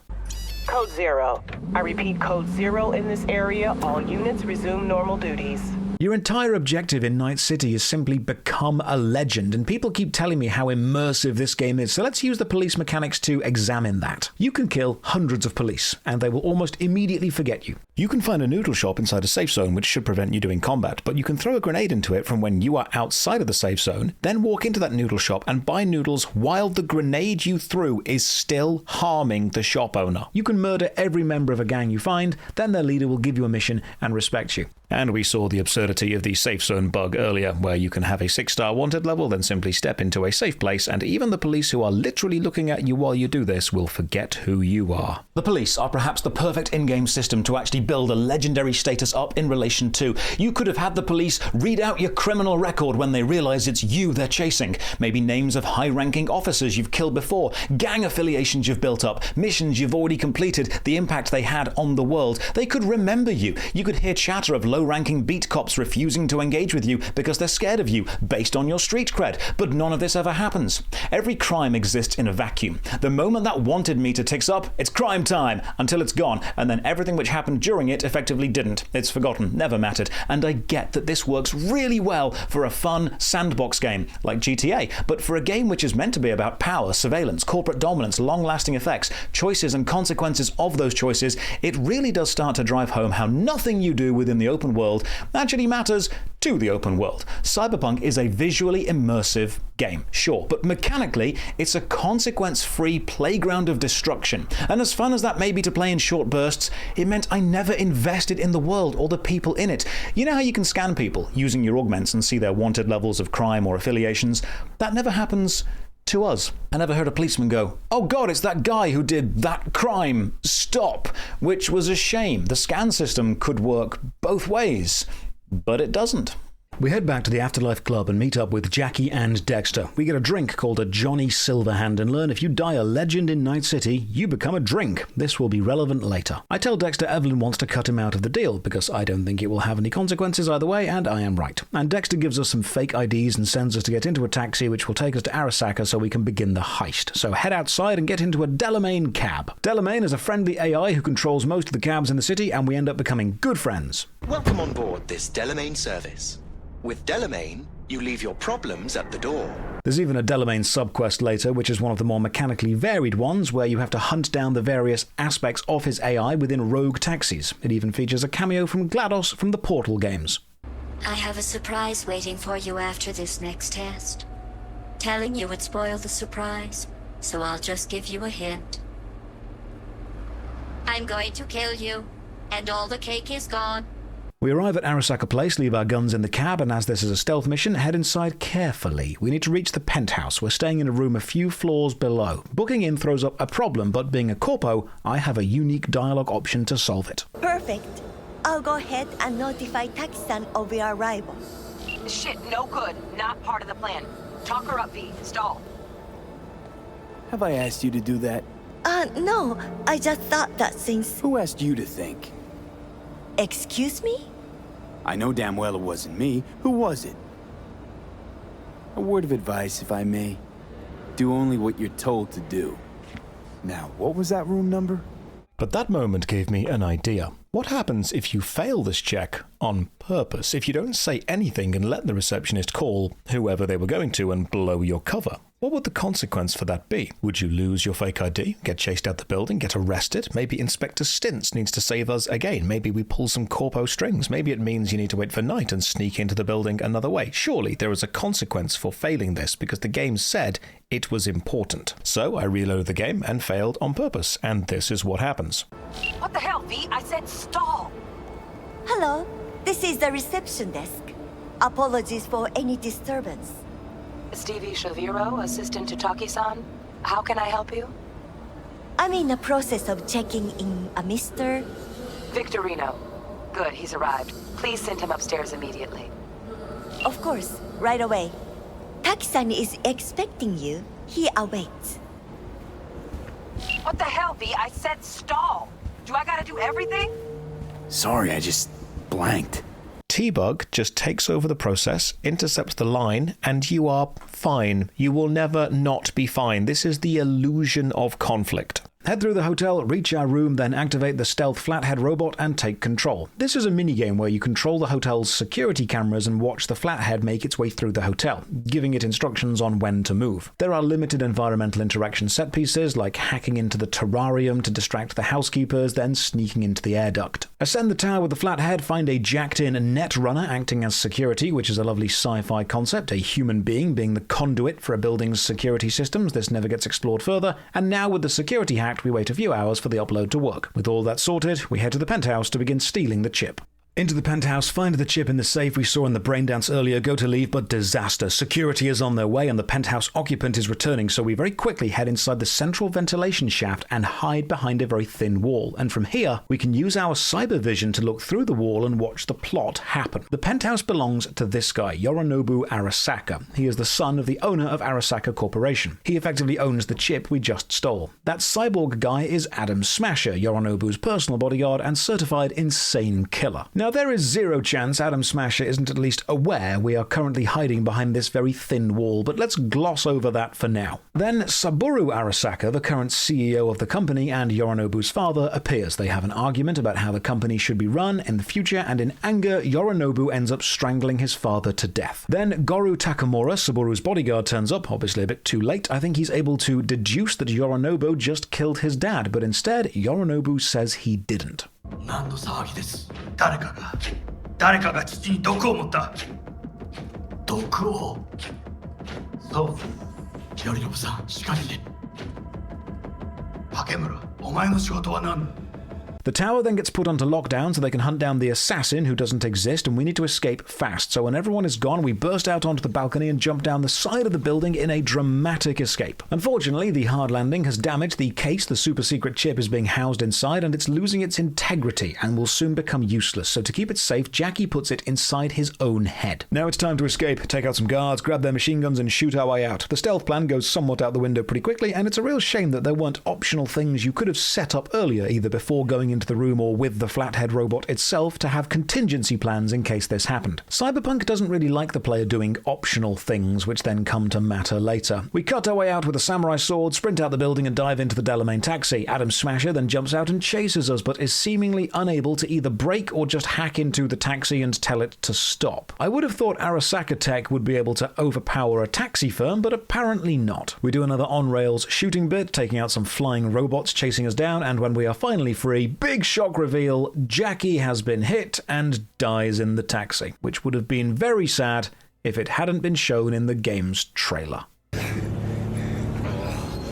Jack? Oh shit! No.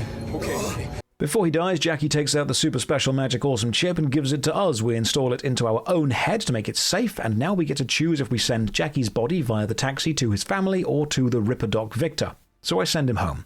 It's what he would have wanted. With this done, we head into the hotel and meet up with Dexter DeShawn, the guy who gave us this mission in the first place. We tell him we witnessed the murder of the Arasaka CEO by his son, and also Jackie is dead. Dexter deduces this is a little bit much for him to be involved with, so shoots us in the head to clear up any loose ends. And now we get to play as somebody else. This is the first time you meet Johnny Silverhand, the Gary Stewist of Gary Stews. For anyone unfamiliar, Gary Stew is the male equivalent of a Mary Sue, a hyper-perfect self-insert character who's more awesomer and more badasser than you in every way. Johnny Silverhand is a rockstar domestic terrorist. We start off by heading on stage to grab a mic and shred a guitar as the frontman of the fictional band Samurai. Then we leave the gig to go and join Rogue the Fixer on the rooftop and get into a gunship, fly over Arasaka Tower and man the side-mounted machine gun, raining firepower down on the helpless Arasaka guards. Then we breach the building, load up a massive bomb into an elevator shaft, drop it down, then shoot our way out as Johnny. And Johnny is just stupidly overpowered. His hand cannon gun killing every enemy in one shot, and the reload animation is super genuinely cool. He moves fast, refills health fast. He's a complete badass, but the cool aspect of this section is you're actually playing through Johnny's memories. This is how he remembers the adventure going, so of course it's exaggerated, which tells you a lot about what Johnny thinks about himself. Eventually we upload a virus to Arasaka meant to destroy a really specific program, then Adam Smasher shows up and almost kills Johnny Silverhand. Smasher.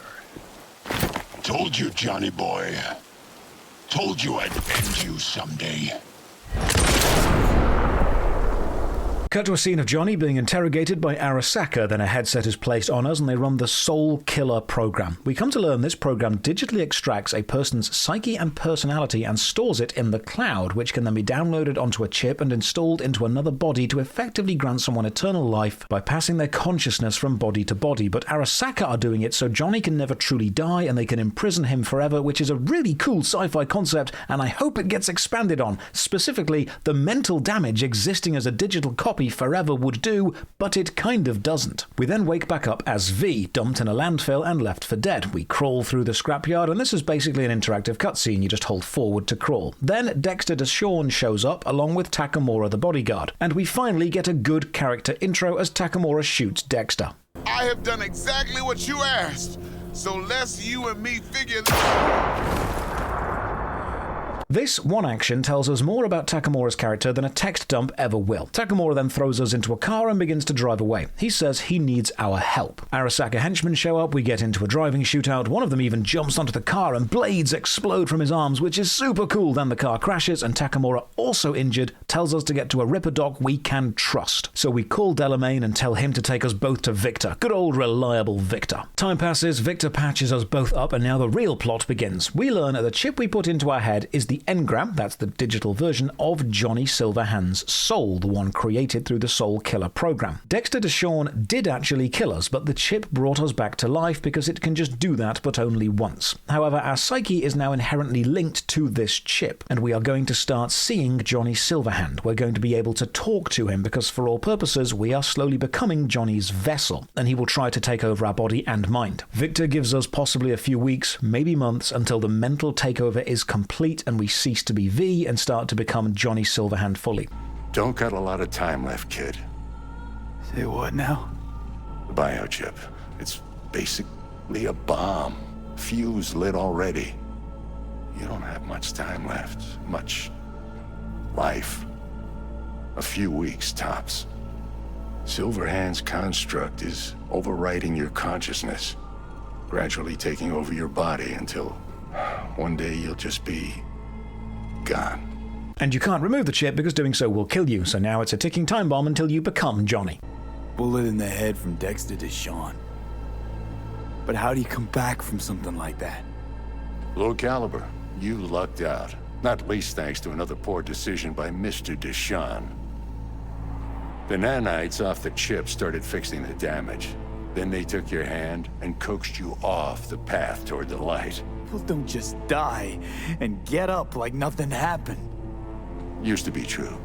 Now it's only if they don't have a classified piece of corpo tech primed to resurrect them.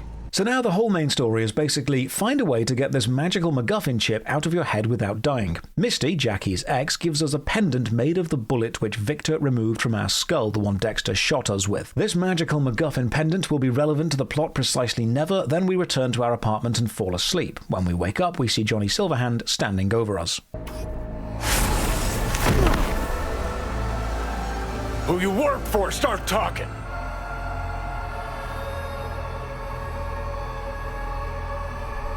Fucking chip.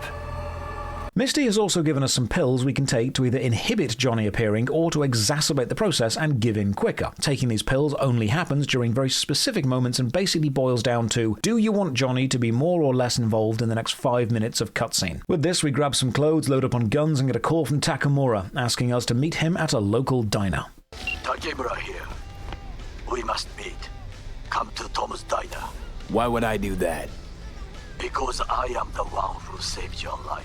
Okay, let's just take a step back because I think the game wants you to like Johnny and think that he's cool and this is going to be the beginning of an emotional bond, but when I played this, I felt that toward Takemura. The old Arasaka CEO's bodyguard discovers his boss killed by the boss's son and his equal in his son's life, the son's bodyguard, the uber-violent, overpowered Atom Smasher, so Takemura is straight away contrasted as the old-school human in this human versus machine debate. Takemura knows he's being lied to, and he's the underdog here. Then we see him shoot Dexter, a guy who betrayed us, so we have a personal connection. Then Takemura rescues us, but during the chase gets shot and is just as injured as we are. We're both in pain, both mutually suffering, and then Victor fixes us both up, so there's a level of camaraderie there. But most importantly, Takemura has never had the advantage since we've known him. He's not the most powerful or the most skilled and doesn't see himself as invincible or a lone wolf. He asks for our help and knows he's going to suffer for it. He's dealing with his life crumbling around before him, but he wants to do the honorable thing. These are all very relatable concepts. So far, Takemura is an interesting character to me because we as the player have seen him fail at his job defending his boss from his boss's son, then get lied to his face by that son and know he can't do anything about it, then escape with us and get hurt. The dude is human and struggling.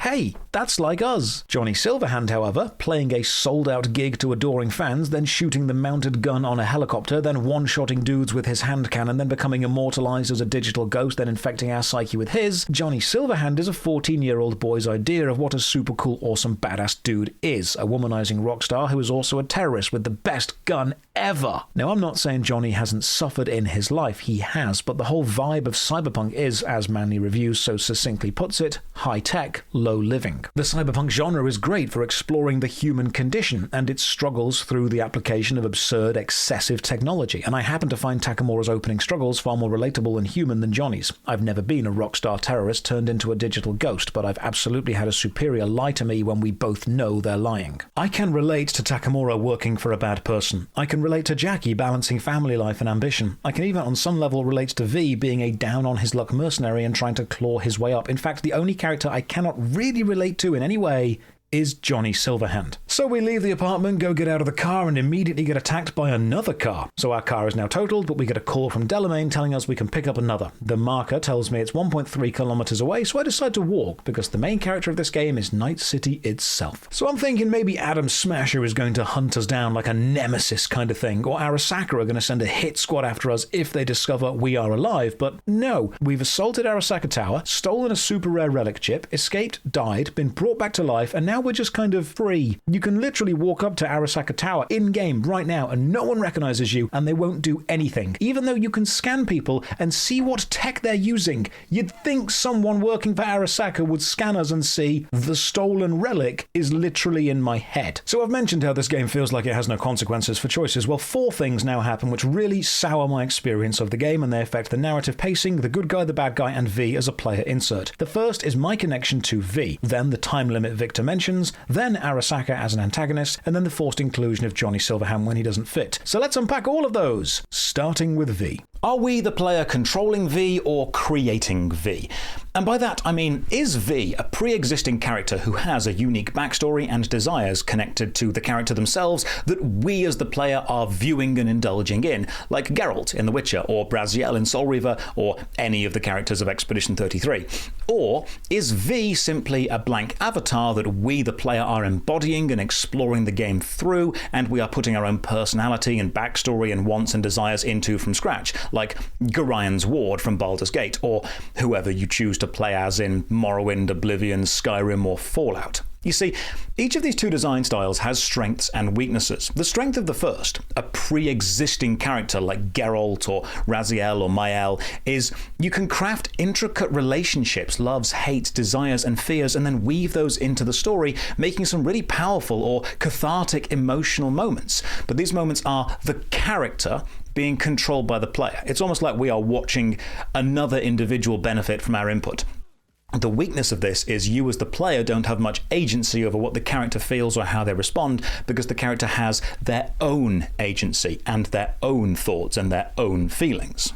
The other design is the blank slate protagonist the player can create. This gives the player a huge amount of agency over how a character looks, how they think and feel, and how they act, because they are essentially us. The character's thoughts are whatever the player's thoughts are. Their actions are what the player wants them to take. The benefit of this design is almost unparalleled freedom. You want to be an evil character? Just do evil things. Do that renegade run on Mass Effect. Kill everyone in the opening of Pillars of Eternity. You can do this. But one important part of giving the player this choice is then making them face the consequences for those choices. Playing through Cyberpunk and Night City, I felt like I was in The Truman Show. Everyone just existed to facilitate whatever choice I wanted to make at the time, not a city that would react to how I chose to live in it. The downside of this system is you can't give the player a complex pre-established backstory or pre-existing connections to in-game NPCs as strongly, because the entire point of the freedom is to let the player decide what their history is and what their future is going to be, what connections they want to make. And from the opening, I thought this was what Cyberpunk was setting V up as, because we get to extensively create them in a character creator. But honestly, Cyberpunk 2077 seems to have tried to do both with V, and when you notice this, it gets a bit jarring. They've given the player the freedom to choose their starting origin story, which gives you a level of agency. Then all stories eventually become you and Jackie are mercenaries, taking that agency away and making V a pre-established character only half an hour into the game. Then you're given the agency to put points into whatever you like when leveling up, allowing you to create your own V, but then major story moments like the Braindance hacking or the heist gone wrong all get solved in the same way, meaning even if you did build differently, it won't really play out differently. Cyberpunk set itself up as a game where your choices matter, but what you actually come to realize is that your choices only matter in relation to how do you approach combat or the side content. I think this became most apparent to me later on with this small thing. I was able to select if I wanted to take a drink or not in this cutscene, and I really liked that choice because I, in real life, don't drink much, and it made me feel like V was an avatar of me within the world. Thanks, but I'll pass. Hell's wrong with you? Good stuff. Your loss. That's the immersion everyone keeps telling me about. V didn't take an action for that moment because I was V right then. This was my adventure in Night City with my choice. But later in the game, another cutscene started and V is smoking. And this is a first-person game, and my first thought was, I don't smoke. I would have never taken a choice to have V smoke, but there was no choice to make this time. The smoking scene created such a divide between me and V, I suddenly realized at this point, V was an individual unto themselves and I was just seeing their adventure. The smoking could reference Johnny starting to take over V's mind and we're really doing it for him, but you literally introduced the pills about blocking Johnny out earlier, so let us use those. There are other games which walk this line between pre-existing character and player agency. Mass Effect is a good example. The first time you hear anyone mention Shepard, it is with some level of reverence or knowledge, but then Shepard's actions, we get to guide them going forward. The game never really felt like it fully committed to V as a pre-written character or V as a blank player avatar, and so it got the downsides of both without really embracing the strengths of either. So let's look at the main narrative you play through. The entire game now revolves around removing the relic chip and Silverhand's engram from our brain before it kills us. Victor tells us a few weeks, and every time you finish a main mission, you get a bit closer to blacking out, your vision going blurry, you fall down. Most main mission dialogue is very urgent. You'll get calls from people telling you to meet them right now. Don't wait. Don't make them wait. Go, go, go. And the menu has a percentage showing how close we are to brain death or Johnny taking over. Everything about the main narrative of the game is designed to create this sense of urgency, which means you might feel like I did, rather tricked when you realize that mechanically this doesn't matter at all. There is no time limit, there is no mechanical limitation. You can ignore the main quest for an in-game year if you like and go and do whatever, and literally nothing bad will happen to you in relation to this chip. Most side missions don't even mention the chip, or Johnny, or Arasaka. They're just local problems for local people and small issues you get involved with because you want to, and honestly the side missions are the best part of the game precisely because of this. They focus on the real people of Night City and the real day-to-day or night-to-night problems they are facing, not the bigger, more ephemeral nature of doom and gloom. The main narrative is very linear and mostly just other people talking at you with the occasional action set piece or cool stealth mission. I'll get to those later because they do exist, but the side missions, this is where variety shines. Hunting down the rogue Delamain cabs, each with a different personality. Hunting down the cyber psychos, which function as mini-bosses, each in a different battle arena. Taking part in the bare-knuckle boxing championship and working your way to becoming champion. Exploring to find the strange tarot-style graffiti. Hell, even just getting into a shootout with the local gangs is fun. Or getting into a police chase. In fact, I think most players agree that the best parts of Cyberpunk are when you completely ignore the main story and just go and do the other stuff that's in the game. The problem is the narrative hook of the main story is there's a time limit. Don't ignore this. You need to go fast. Yet the most fun aspects of the game contradict this. So every time someone says to me, Cyberpunk is so immersive, I have to mention the most popular way to enjoy the game mechanically means ignoring the narrative, or actively paying attention to the narrative and choosing to go against it, something which you are told has consequences, but then doesn't. And this means there's an inherent break between investing into the game mechanically and investing into it narratively, which is called ludonarrative dissonance, because you have to do one at the expense of the other, where in good games, those mechanics and narrative elements support each other and enhance each other. Cyberpunk started its marketing run as an RPG, and you can find Reddit threads full of people saying, if you don't like all the talking, don't play an RPG. This is an RPG. Deal with it. It's an RPG. But then equally people saying it's not an RPG, it's an action game, when it kind of pivoted in design and the hardcore fans wanted to defend it from both critiques at the same time. But to be fair and thorough, we kind of have to judge it as trying to be both. In a similar vein to not committing to V as a pre-made or a blank slate, the game never fully commits to being an RPG or an action shooter, ending with the weaker aspects of both being involved. For contrast, take Morrowind, one of my favourite old RPGs. You arrive at Balmorra, meet a contract, and he says your arrival here is suspicious, so go and join some local guilds and meet local people and blend in before we do anything else. That's the game's narrative, literally saying, go and explore the rest of the game, come back here when you are settled, which is a great in-universe justification to just go and engage with random mechanics and still feel that you're doing the right thing. If you play Cyberpunk, the story wants you to go as fast as possible. Complete the main story right now. You're going to die if you don't do this. But if you take it seriously and immerse yourself within that main narrative, you'll miss a good 80% of the game, including some of the best mechanical and narrative aspects, and you'll finish the main quest in about 15 to 16 hours. However, if you play Cyberpunk the way people tell you is best, ignoring the main story and doing the side missions, you have to face the fact that the whole time limit threat which drives the main story just does not matter. And people tell me the main story doesn't matter, the side missions do, but to quote Yahtzee from Second Wind, people never say the story doesn't matter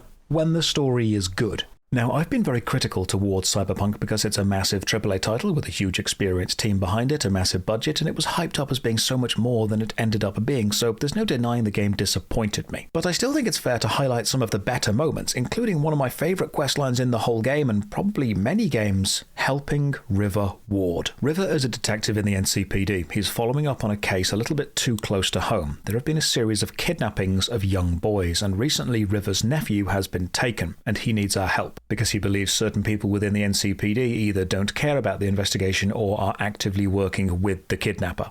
Needed someone to talk to. I repeat, a 1053 and a 1054. The boy from the footage is LeVar Martinez, age 17. His parents reported his disappearance over a month ago. What's the problem if they caught the guy? My nephew, Randy. Disappeared not long past. And what you just saw, the kid was wearing Randy's shoes. Oh, Jesus. No way I'd let this lie. I know. And that's why I'm asking for your help.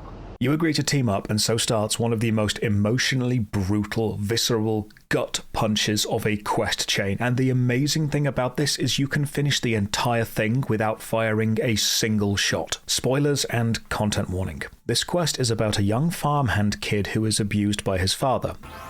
Tony! Where you going now? Then, when that kid grows up, he begins to lure young boys to his farm outside town, grooming them through hidden website links, then imprisoning them in the farm industrial equipment like livestock. And where are you up to, Mike? Tony'll take good care of you. Easy now. Fuck me.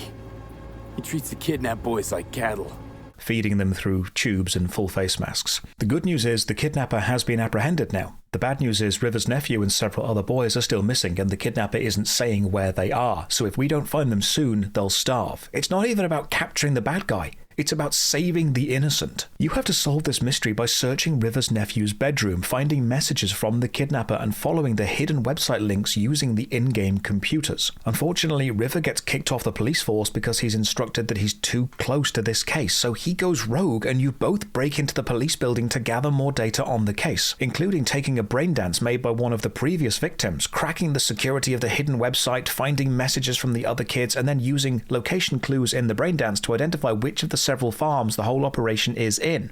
Got a clock. An hour to midnight. You must have been an auto shop or something here at some point. Hearing what I'm hearing? Trash barge. That's the signal to dump. Has to be a landfill nearby. Fire department search stamp right here. City South. Perfect. Hey, the illuminated towers. Promoting the Us Cracks album that came out then. Colors changed every hour. I think that might be it. Okay, so where do we sit now exactly? We know Harris still lives near an old school that's now underwater. You can see the NC skyline and the Us Cracks towers from the farm. It's a few miles out. Farm's located near a landfill. We know that too. Shipping code on the game Randy got from Harris traces out to the Badlands. Those towers promoting the Us Cracks album. Colors change regularly, once an hour. So we know the time. 11 at night. Right. And that puts the farm east of the city. Southeast, actually. Stamp on the NCFD certificate was from the southern region. Farm model's a petrochem design, so that eliminates any others. Which narrows it down to Edgewood Farm. That's gotta be our place. So, we've got it. Just hope we didn't fuck it up. Come on, we gotta go. And this is one of the few times where if you don't pay attention to the Braindance, you actually get given a choice of farms, and if you choose wrong, you lose the quest. If you find the right farm, which I did because I did everything in this quest, you have to deactivate the abuser's security system by finding a hidden switch and then rescue the kids before finally the NCPD swoops in to help you. The amount of actual detective work you do in this quest is brilliant, and once I started to piece it together, I felt so physically sick at where this quest was going. This is a questline where the partner has a personal connection to the victim, and you feel River's helplessness and his righteous fury. You feel sorry for the NPCs affected by this. And even though you never even meet the bad guy, you hate him with all the hate you have. If this quest did one thing, it's reinforce in my mind that Cyberpunk is at its best when it focuses on the tighter, smaller scale events affecting the real people of Night City, allowing you to see the consequences for the choices that bad people make, not the grand soul-capturing story it went with. Because while Arasaka and the Mikoshi prison is indeed meant to be evil,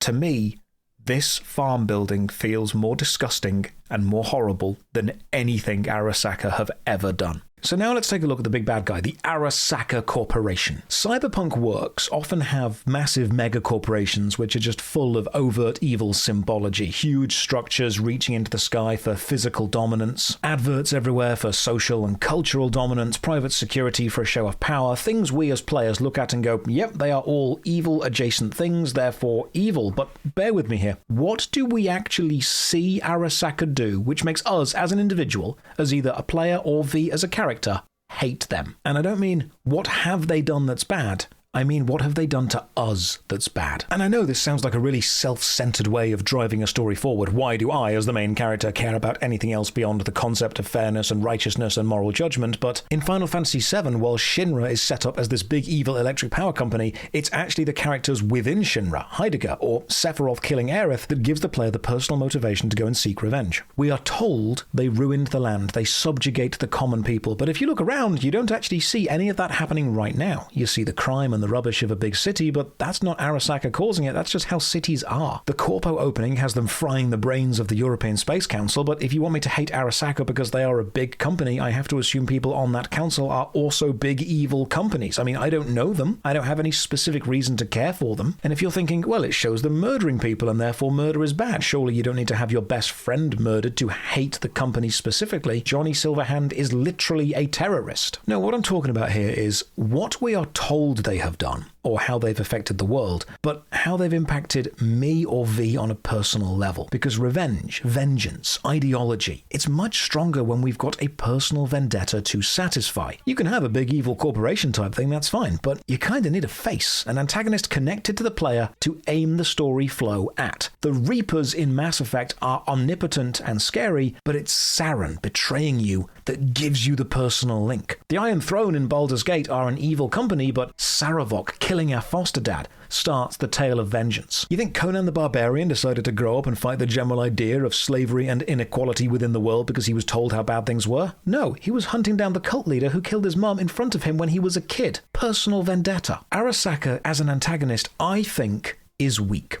Because if I ask you, as either an invested player or V, why do you hate Arasaka personally? There's no real answer. It's just a list of generic bad things you weren't involved with that the game kind of expects you to want to seek justice for. The closest we get is Jackie dying in the taxi because Arasaka shot him, but I think the fall off the skyscraper probably helped.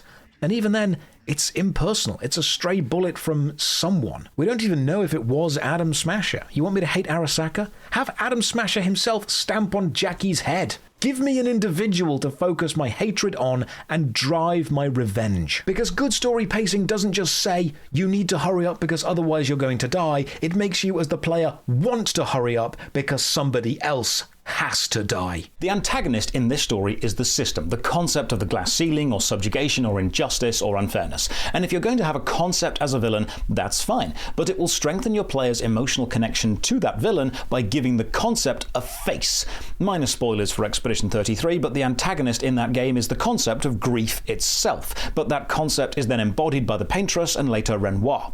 The enemy in Final Fantasy X is the concept of accepting inevitable death and unfair systems, but that concept concept is personified by Sin, who is the main character's father.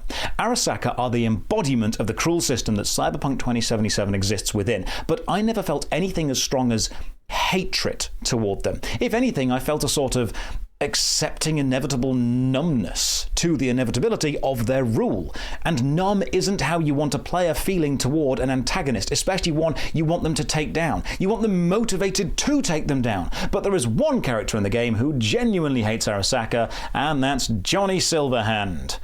So let's talk about him. Johnny Silverhand is voiced by Keanu Reeves, and everyone loves Keanu Reeves. You can't slander him online, it's one of the laws of the internet. He's made some great films, and we all loved when, during the Cyberpunk reveal, he said, "You're breathtaking. You're all breathtaking." So we can all agree that Keanu Reeves as a screen actor is very entertaining, and as a person is probably a great guy. That said, I thought his performance as Johnny Silverhand was mediocre at best, and in some parts, dull. His delivery style, in my opinion, does not fit the character of Johnny Silverhand, at least what the game is trying to show us the character is. And there are moments when he's delivering some emotionally charged lines which really dig into the heart of Johnny's emotional strife with his own life and how Arasaka has affected it, and Keanu's delivery never really varies within range or energy or tone. Johnny Silverhand is an egocentric narcissist, no doubt, but also he's a frontman rock star, a man so charismatic he inspires people to commit terrorism with him. He is a living legend, and to have that magnetism in a city as brutal as Night City takes more range than this. When Keanu walked on stage and said, "You're breathtaking," I think the delivery of that one line, that "you're breathtaking," has more charisma and more magnetism than anything Johnny Silverhand says or does. Now, Johnny Silverhand as a character does have some merit. He's a narcissistic douchebag struggling to come to terms with living in a new world where he's not maybe as relevant as he wants to be. But as I played more, I began to notice Johnny popping up in cutscenes which didn't really involve him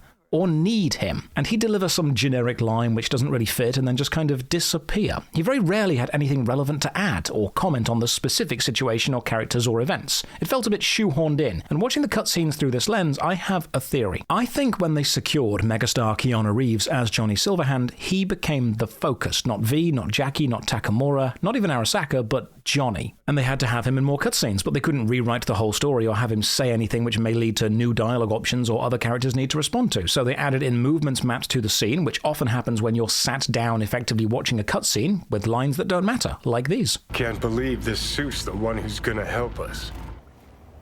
Guess we'll find out if our doll really did lose her tune. Good fucking riddance. One Arasaka whack job is already plenty. Or you'll do what? You got a line of volunteers waiting? V? Home stretch, almost there. Do not fuck this up. Try it. Remove Johnny from any non-Johnny focused scene and see if the scene changes. It doesn't, and after a while I realised what Johnny really is. He's the main character. V is a glorified taxi. Yes, we can go on excursions to do side missions, but ultimately the main game is about taking Johnny where he needs or wants to go. V's origin story is a 20-minute inconsequential opener which all became street murk because that gets us to Johnny's story, rockstar terrorist then being reborn within V. It's kind of jarring to realise that Cyberpunk 2077 can still take place if you remove V's origin story, but not Johnny's. And I'm meant to care that Johnny Silverhand is slowly taking over V. I'm meant to want to stop it, but why? Johnny at least has a backstory and a goal. V has no real drive beyond become a legend, which is kind of generic. If the game wanted to set up a story where players get emotionally invested in characters potentially ceasing to exist, you need to actually make that character complete in the first place. See Expedition 33 and Verso. All the hate for Arasaka, that's from Johnny, not V. The connections to Rogue the Fixer, who we need later, that's Johnny and not V. Now, there are moments with Johnny I do like, I'll point them out later, but in general, I find him to be very pushed, an overly involved character who diverts our story to his story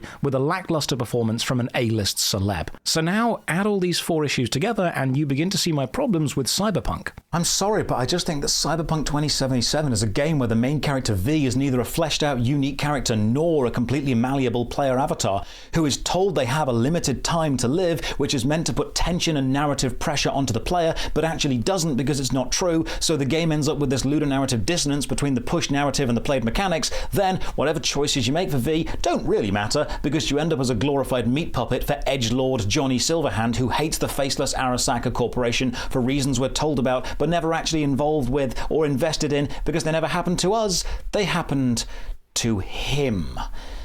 But hey, at least the city looks pretty and the guns are fun to shoot, right?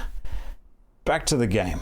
We get multiple phone calls from new fixers as we explore around. Dino when we enter downtown, Sebastian seems quite supportive of us. We reach the Delamain HQ and get some insurance cash for our totaled car. We then learn a virus is infecting the Delamain taxi network, and some cars have developed personalities and gone rogue. This is a side quest. You can hunt down the cars. It's fun. We'll do it later. We find a cyber psycho, get into a fight, and die quite quickly. I like this. It shows I've got some hard enemies to work up to killing. I take them down eventually, and messaging Regina to let her know, hey, sorry, couldn't subdue, had to kill. She's annoyed, which is great. I think maybe she'll stop working with me, but nope, this won't affect anything. Struggling to kill the cyber psycho was a great moment because it gave me something to work for, so I checked if the game had static leveled enemies or levels scaled, and it turns out that in patch 2.0, forced level scaling was added to the game. Long-time viewers will know that I have opinions on level scaling. I believe if you're constantly rebalancing the player to the enemies, then you'll never get a feeling of progression. You'll never be able to go back to earlier areas and be a beast. You'll never be able to take on an enemy, get your ass absolutely handed to you, then go back, train, come back, and then win and feel that sense of pride and accomplishment. This does explain why every fight in the game ended up feeling kind of the same. They've been updated to be that way. The narrator told me I didn't have much time to live, so I go and meet Takemura. We get a few visions of Johnny appearing, but these are always linked to main quest progress, not an actual in-game timer. I do like how you can examine the 3D models of items in the menu. That's cool. Like this chainsword. I have to do a Space Marine run at some point. Steal a bike, ride it around with katana drawn, pretty cool. Then we get a text from Mama Wells, Jackie's mum. There's a funeral service being held and we should attend. This is also not on a timer, so you can go whenever. No rush, he'll still be dead. Arrive at Tom's diner and have a chat with Takemura. He wants to expose Yorinobu as a murderer, but doesn't have the support network to really do that.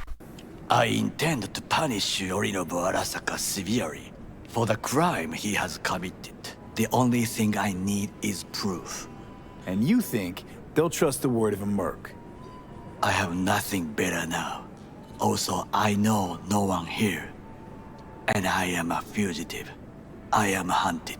He tells us to find Anders Hellman, an Arasaka engineer who made the relic. That's what everyone's calling the chip in our head. If anyone can help us, it's Anders Hellman. He also mentions talking to Evelyn Parker for any extra information she has. Takemura then leaves, and Johnny appears, and we have a nice long chat. Zapper dumples and filth. In some ways, Night City never changes. What do you want? And I've processed some shit, changed my mind. Don't want you dead anymore. We could start with Rogue. Her and I go back to the Stone Age. He decides we should team up and go talk to his old fixer friend, Rogue. We get some text messages about buying new cars, head back to the Afterlife Club, and meet Rogue. She wants 15,000 eddies to give us information about Anders Hellman, so we pay, wait a day, and then learn he's being transported across country in an armored vehicle. And if we want to assault this vehicle and effectively free Anders Hellman, we will need help from the desert-dwelling nomad tribe, the Aldecados. So we need to meet someone called Panam and ask for her help. The main quest is now arranged in a rather interesting way. To finish Act 2, you need to finish the quest Tapeworm. However, Tapeworm has 4 phases, and each phase is unlocked after completing one of the other 4 main quest lines. You've got the hunt for Anders Hellman to remove the relic, the quest line about questioning Evelyn Parker for her connections to Arasaka, some corporate espionage with Takemura to expose the murder, and some work for the Voodoo Boys in Pacifica because they have connections to dive into the deep net and interact with the relic in our own head. You can complete these 4 quest lines in any order, and finishing one will start a cutscene with Johnny, which progresses the Tapeworm quest. I like the added characterization of Takemura when he messages you using a code name, and if you ignore it and just ask if it's him, he gets annoyed at you. That's a lovely little touch. I help the local police keep law and order by killing everyone not respecting law and order, then steal the motorbike and drive off. All in a day's work for this vigilante. Away I go!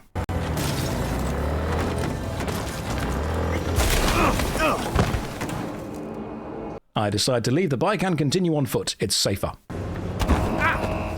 I think the situation I'm in-game right now perfectly sums up why I struggle to connect with Cyberpunk in a narrative or consequence-based way. This footage is me in a shootout with the police. I've got up to 5 stars, so max tack are on me, but I'm using this building behind me as a little hidey hole to duck in and out of. It's not a safe zone, so I'm not losing aggro, but for some reason the police just won't go up the outside ramp to get into this building. So which building am I hiding in? Well, it's the entrance to the Arasaka building, the very company the game sets up as a monolithic evil entity that I must fight against in order to become a legend is the very space currently keeping me safe against waves of faceless, nameless police officers who will forget me the moment I cross an invisible line in another nearby building, even if I run back into the group of them I was just shooting at, in a game where my choices supposedly matter. Needing the Aldecados though, we leave Night City and make our way toward the Badlands. We get a call from El Capitan, another fixer with some jobs for us, and finally meet Panam. You meet Panam in the most ass-focused way. This game has billions of polygons and half of them are on Panam. I'm not complaining, she's actually an interesting character too. Panam will help us ambush Hellman's convoy and kidnap the doctor. However, we first need to help her get her car back, and Johnny has input on this. Need to hit a Kang Tao transport. Won't be easy. Want to know I can count on you. Are you out of your goddamned mind? About you or the job. Convince them to leave the bastard hanging. Going ahead with the deal behind Rogue's back. Brave, I guess. Or fucking dumber than a drum. So we get into the car and enjoy a very long, very dry exposition dump about who she is, what the El Ducado nomads are like, the turf war with the Raffen nomads, life outside the city, and I have to say, I love the wind farm scenery. The map is expansive. We'll look at how big later, because just know most of it isn't used at all.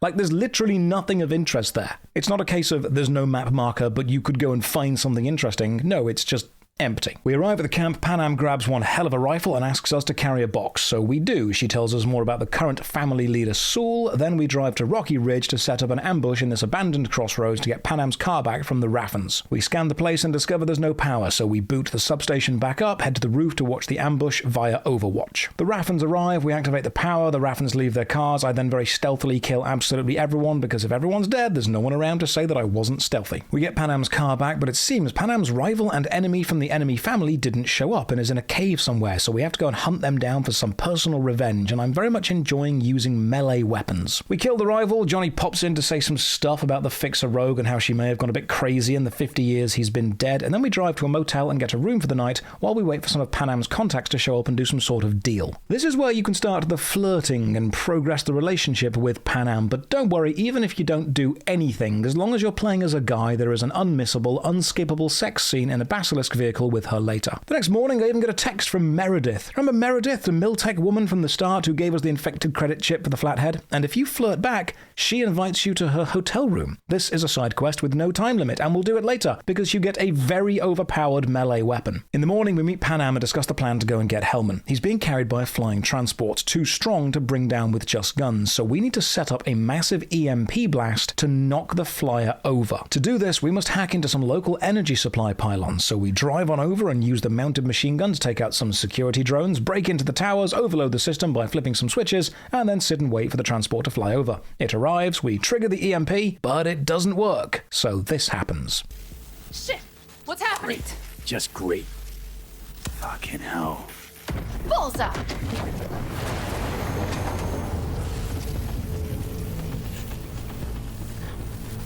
Panam, the engines are still running. Fuck, they're getting away. They're going nowhere. We gotta go after it. Give me a moment. Panam, what are you doing?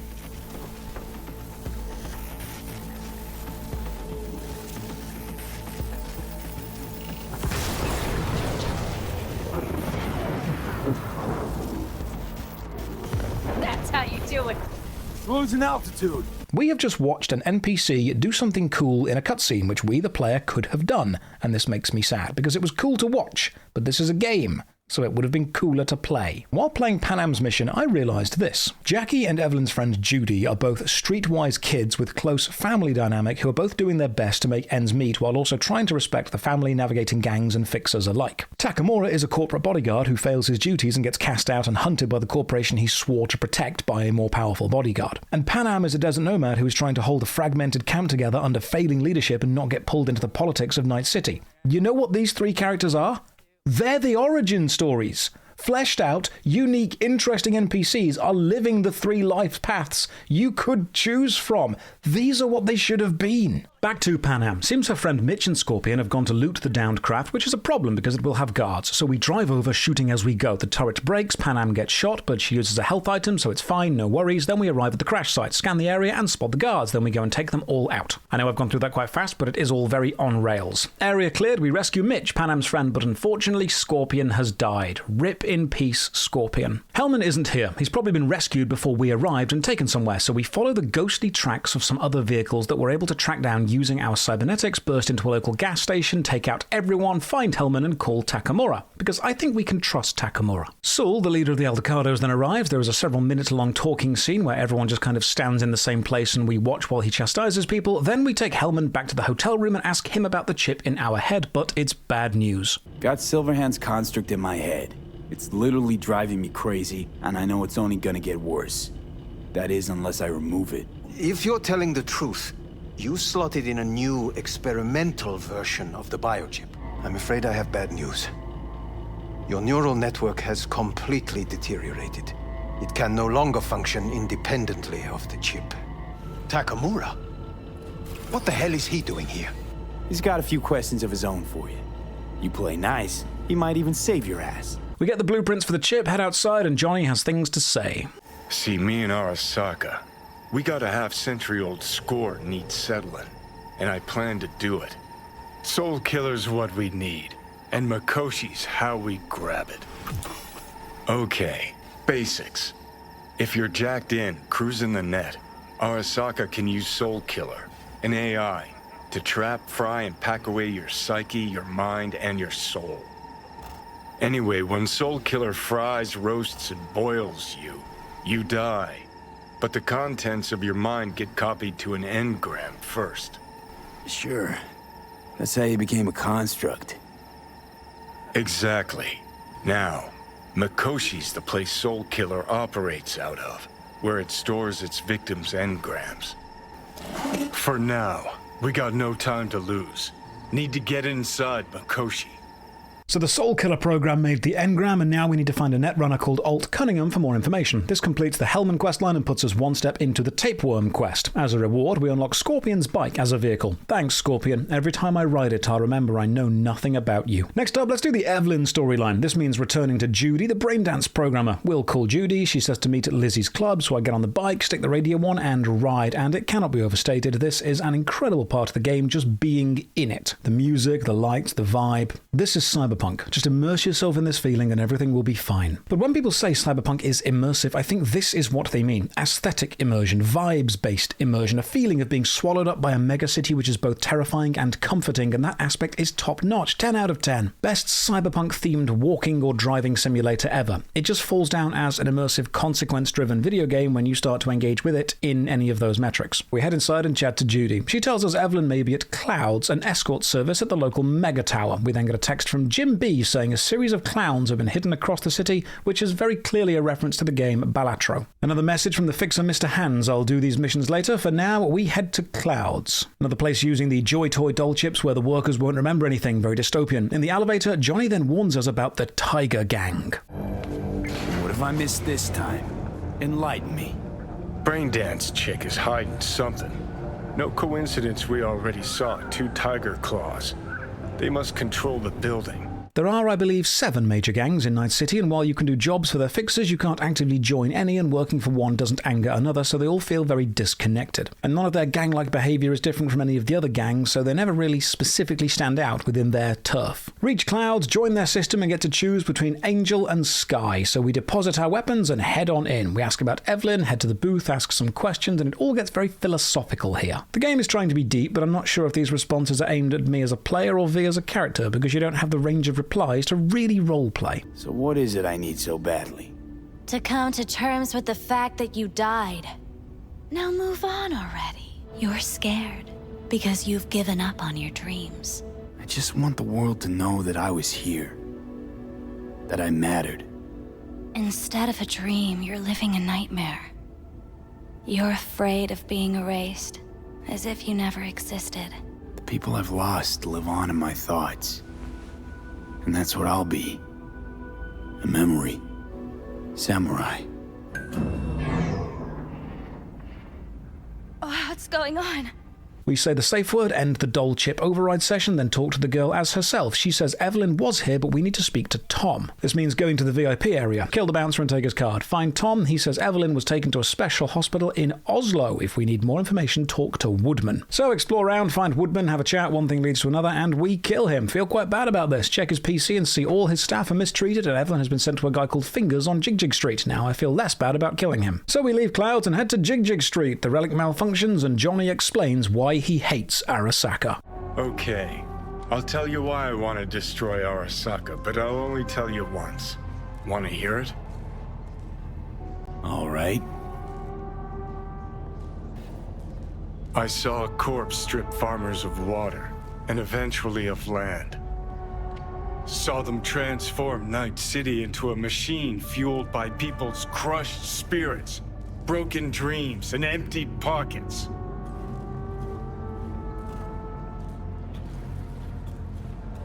Corps have long controlled our lives, taken lots, and now they're after our souls.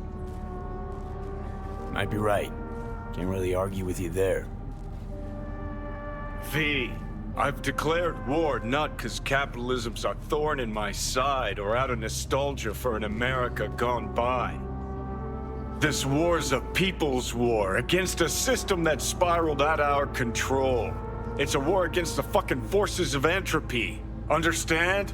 You know what, Johnny? Those are all good reasons. Would have been nice to be personally affected by them or see them happening to people we care about to really drive home that revenge arc, but oh well. Reach Jig Jig Street. Guards won't let us in the building, so negotiate by killing them. Seems Judy is already here waiting, and Fingers is an unethical ripper doc, taking payment from the escorts he works with in ways other than money. So we interrogate him about Evelyn. He says she was taken by two guys with death's head moth symbols tattooed on them. Judy knows this symbol as an underground snuff film creation gang. They make very illegal brain dances. You then get the choice to punch Fingers, or not.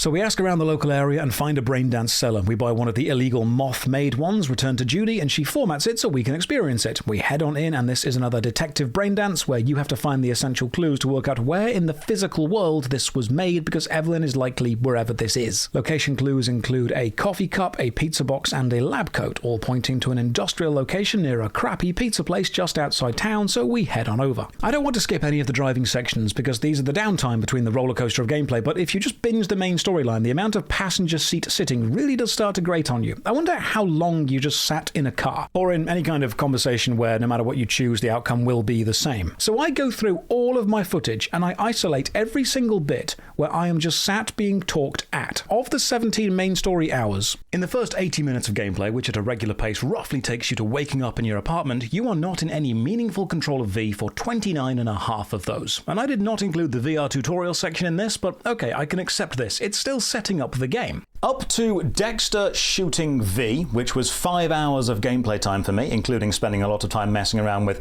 shootouts and just running around the city. 94 minutes of the critical path could not be classed as gameplay. From the crash with Takemura in the car to waking up in your apartment shower, you are effectively watching the game play itself and making no choices for 16 minutes. From meeting Placide in Pacifica to his mandatory follow section is 7 minutes of following an NPC, and ultimately getting from the start of the game to completing Tapeworm, which opens the Meet Hanako at Ember's objective, took me, removing getting sidetracked, 13 hours of main gameplay focus. Of those 13 hours, 5 hours and 15 minutes were non-gameplay parts. Cutscenes, being talked at, driving sections with us in the passenger seat, following an NPC on a linear path as they walk around. I even included the brain dances as gameplay sections because even though you had to do them, they at least had interaction and engagement. That means if you just do the critical path from start to reaching Act 3, which itself is rather short and involves a lot of cutscenes, you will spend 40% of your playtime in non-gameplay sections.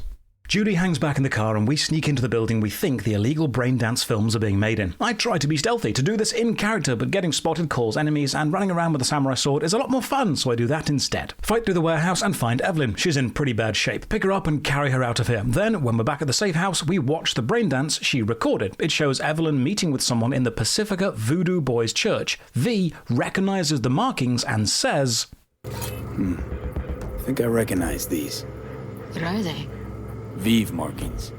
You familiar with them? Not enough to know what they actually mean. Heard of who might use them, though. Who? Could be the Voodoo Boys, but that's just a hunch. Can't be 100% sure. The spine-chilling Netrunner crew? Hard to find, because they don't want to be. I wouldn't know where to start. What now? Looks like I'm going on a field trip to Pacifica.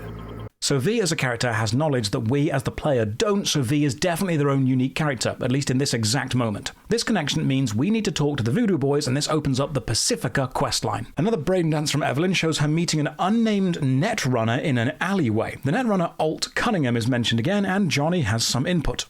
These people, what could they want from Alt? How the hell should I know? Got no notion whatsoever?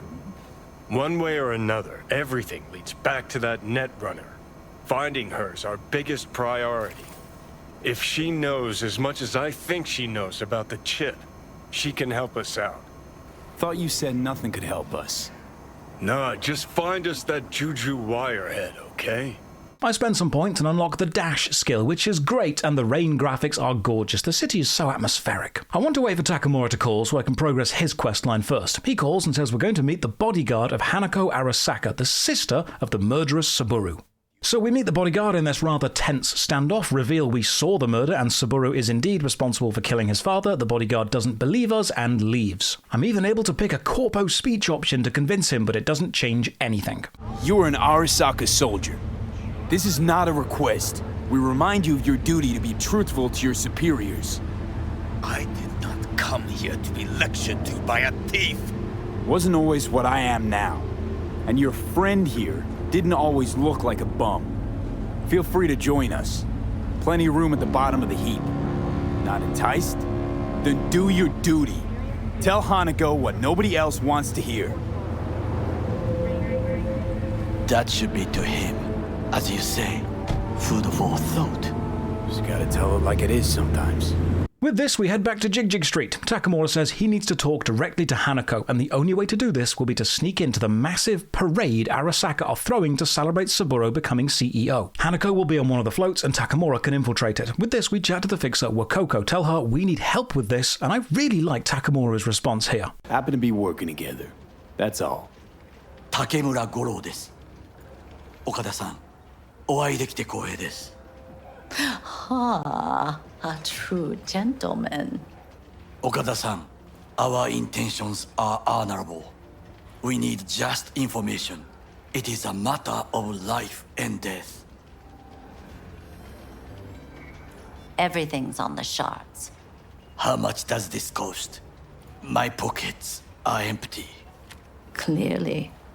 My gift to you, it's free. Okada-san, what is free often proves most costly. Our fixer gives us the parade route and we plan our infiltration. Chat to Takemura and bond over our shared predicament, pawns to forces greater than ourselves. Then we explore around and wait for his call for the parade. And while exploring, I have one of, possibly, the best interactions with Johnny Silverhand in the whole game. Because Johnny as a character is known by what he hates, not what he loves or values. And defining yourself by what you dislike is really boring and dull. Yes, he's a rock star, but he hates being on time. He hates the groupies bothering him. He hates Arasaka. He's a deeply troubled guy. But if we don't know what you love, we never see another side of you. So I loved that when we walked past this busking street musician, Johnny appeared and comments on his playing. Listen to that guy. How'd you rate his chops?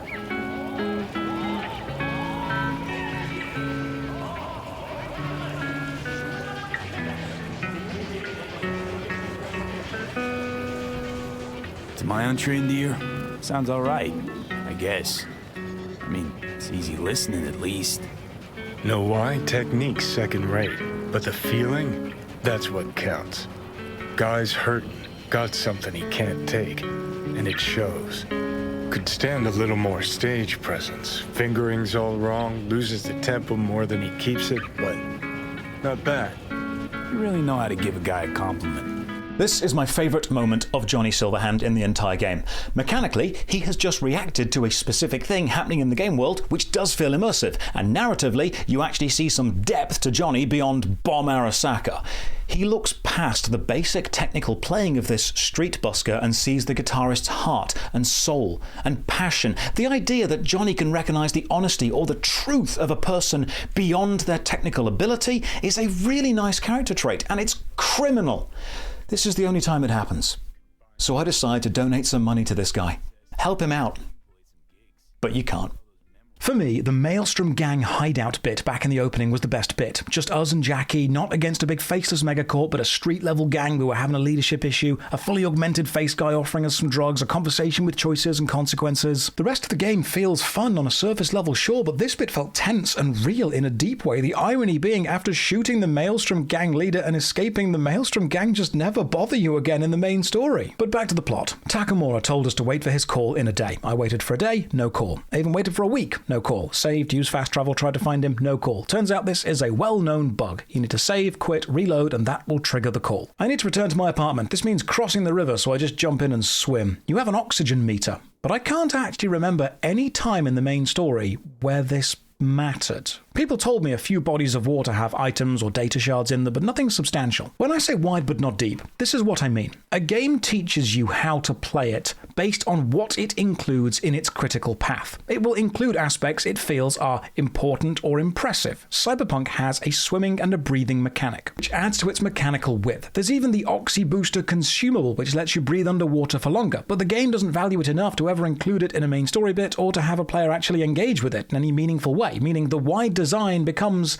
no pun intended, not deep. Back at our apartment, I find a glitched bit of graffiti of a tarot card. This is a side quest for Misty to go and find them all, but the main quest keeps reminding me I'm dying and need to hurry, so for immersion, I ignore it for now. Another Bugs Takemura call needs another save and reload trick, and then he asks us to meet him at the Japantown Market, which is a gorgeous, densely built area with a beautiful, vibrant color palette. Takemura's plan is to jump onto the parade float and confront Hanako, so we must sneak into where the parade floats are being held and hack into the correct one so it will slow down when he's ready to jump, deactivating some of the security that would prevent this. First off, we have to check the hacking shard he gave us works, so we have to break into the security room next to us. I can't open the door, but thankfully they left a window open, so up we go, hack in, then have lunch with Takemura. 1. We break into Arasaka Industrial Park. 1.5. We hack Hanako-sama's float. 2. During the parade, with my help, you eliminate any snipers. 3. I get onto the float. 4. I convince Hanako-sama of the truth. When you agree to join Takemura in the float hacking, this is one of the very few forced time and distance jumps. You don't drive there as with every other cutscene, which helps the world feel connected. You just kind of glitch and then appear there. This is the first time I've felt I don't know where I am. The floats are being held in this Arasaka compound, so we climb this local construction project to observe and do some recon. We have to scan some objects, but it takes Takemura a while to catch up to what we've scanned. I've not changed the timings on this. Looks like a service tunnel by the road there.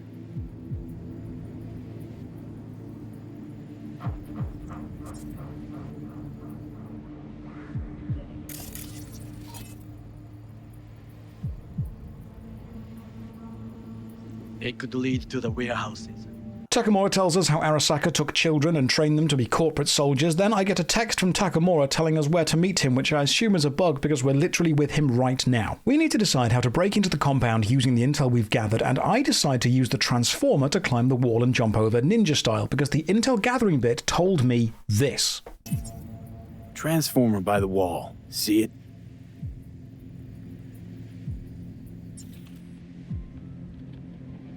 We should use it to step up. This is not bad. Except guess what? You can't do that. So instead, I decide to go all sneaky, but my stealth skills have been impacted by my discovery of a shotgun. Now, if you chose the Corpo origin story, this is one of the few quests with a slight variation. You can talk to the guard on the bridge and convince him to let you in.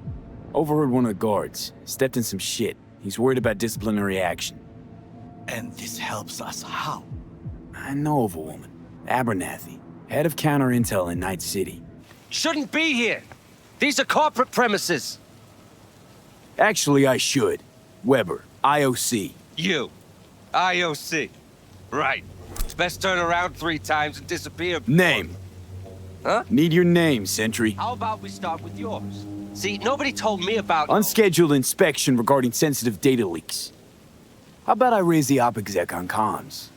Really want to tell Abernathy how she's supposed to proceed with this inspection? Abernathy? Didn't mean to... Step aside and man your station. Of course, yeah. Apologies, really.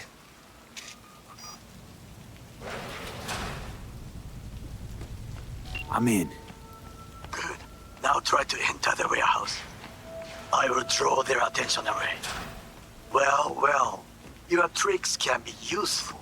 Bravo. That's a lovely touch. More of that, please. Shoot our way in, install the software onto the float, then escape in a really fun way by climbing out the open roof and jumping over the walls. Wait for more calls. They don't come because they are all bugged, so quick save and quick load to trigger them. Ride back across town and meet Takemura at Japantown again. We learn the parade will be guarded by several snipers, and we must take them out to keep Takemura safe. So head on over, and a lovely cutscene plays. Virtual cherry blossoms fall, digital holographic fish swim through the air, and a big crowd gathers. This starts one of my favourite linear sections of the game. Push through the crowd, climb the buildings, sneak through the offices, make our way onto the rooftops, and take out the snipers to keep Takemura safe. The snipers even have anti-personnel mines guarding them, so you need to either disarm or jump over the red laser. Lovely touch. And I love the fact that if you can't disarm them, jumping is your only option, which is more dangerous. That itself is a choice and a consequence. I go to cross a catwalk, it falls down, and I die, so I try again and use my dash skill and get across. Love that. Get discovered by some flying drones and run. Hide from some others, dashing and sliding and climbing, more relic malfunctions,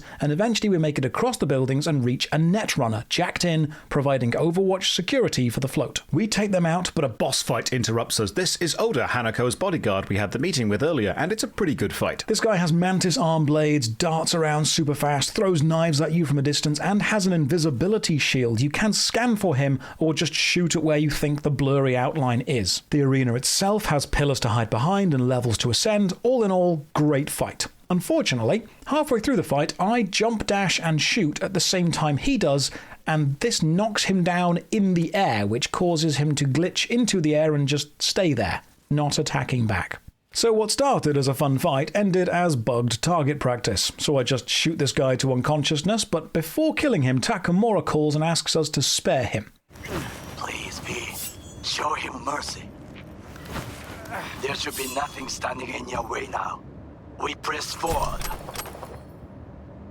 You and your fucking sick sense of honor. So I take his katana and leave him alive. Hack into the security system and watch Takemura meet Hanako. He knocks her unconscious and we are told to meet him at a local hotel, knocking 4 times to be let in. Very important, knock 4 times. An abandoned apartment block on Vine Street, 2nd floor, number 303. Knock 4 times. On the way over, we get a call from Panam about the quest Riders of the Storm. Now, interestingly, this is one of the few quests you can actually fail due to a timeout. However, the timer only starts when you start the quest. So just don't start it until you're ready to do it, and you can never fail it. We arrive at the hotel and go to knock on the door 4 times like Takemura told us to, but out of interest, what happens if you don't knock 4 times? What's the consequence for that choice?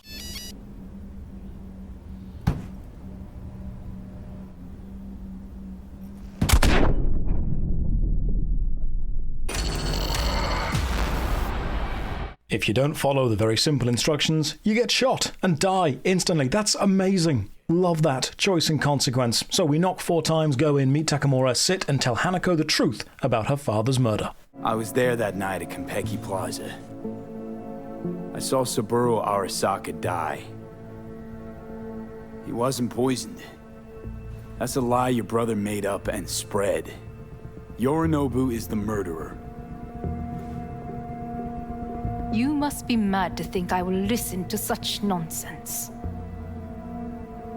Look, I know it's a lot to take in, let alone believe. I also know you're an honorable person, worthy of trust. And that's why I want to make you an offer. You? Make me an offer? The relic your brother tried to hawk off the Netwatch is in my head, right now. Took a bullet to the brain, but the tech on the chip saved me. And now, it's slowly killing me. One of your personality constructs, engrams. It's overriding my psyche. Gotta stop the process before it's too late. I know you got the means to help me. Unfortunately, the Arasaka assault squad have followed us and then they raid the building. They blast in, the floor collapses and we need to escape, but Takemura is trapped behind. Johnny tells us to just leave him. Last chance to get the fuck out of here. Takemura. Can't leave him back there. Forget him, guy's toast. Unless you want to wind up like him. This leads to my absolute favorite choice in the entire game. A choice you don't even know you have. The game tells you to run. The only option is escape. There is no mechanical or narrative hint that you can go and save Takemura. But I personally like the guy. I'm emotionally invested. So I do something weird. I ignore the game and go and save my friend. The fuck you doing? You lost it? He's beyond any sort of help.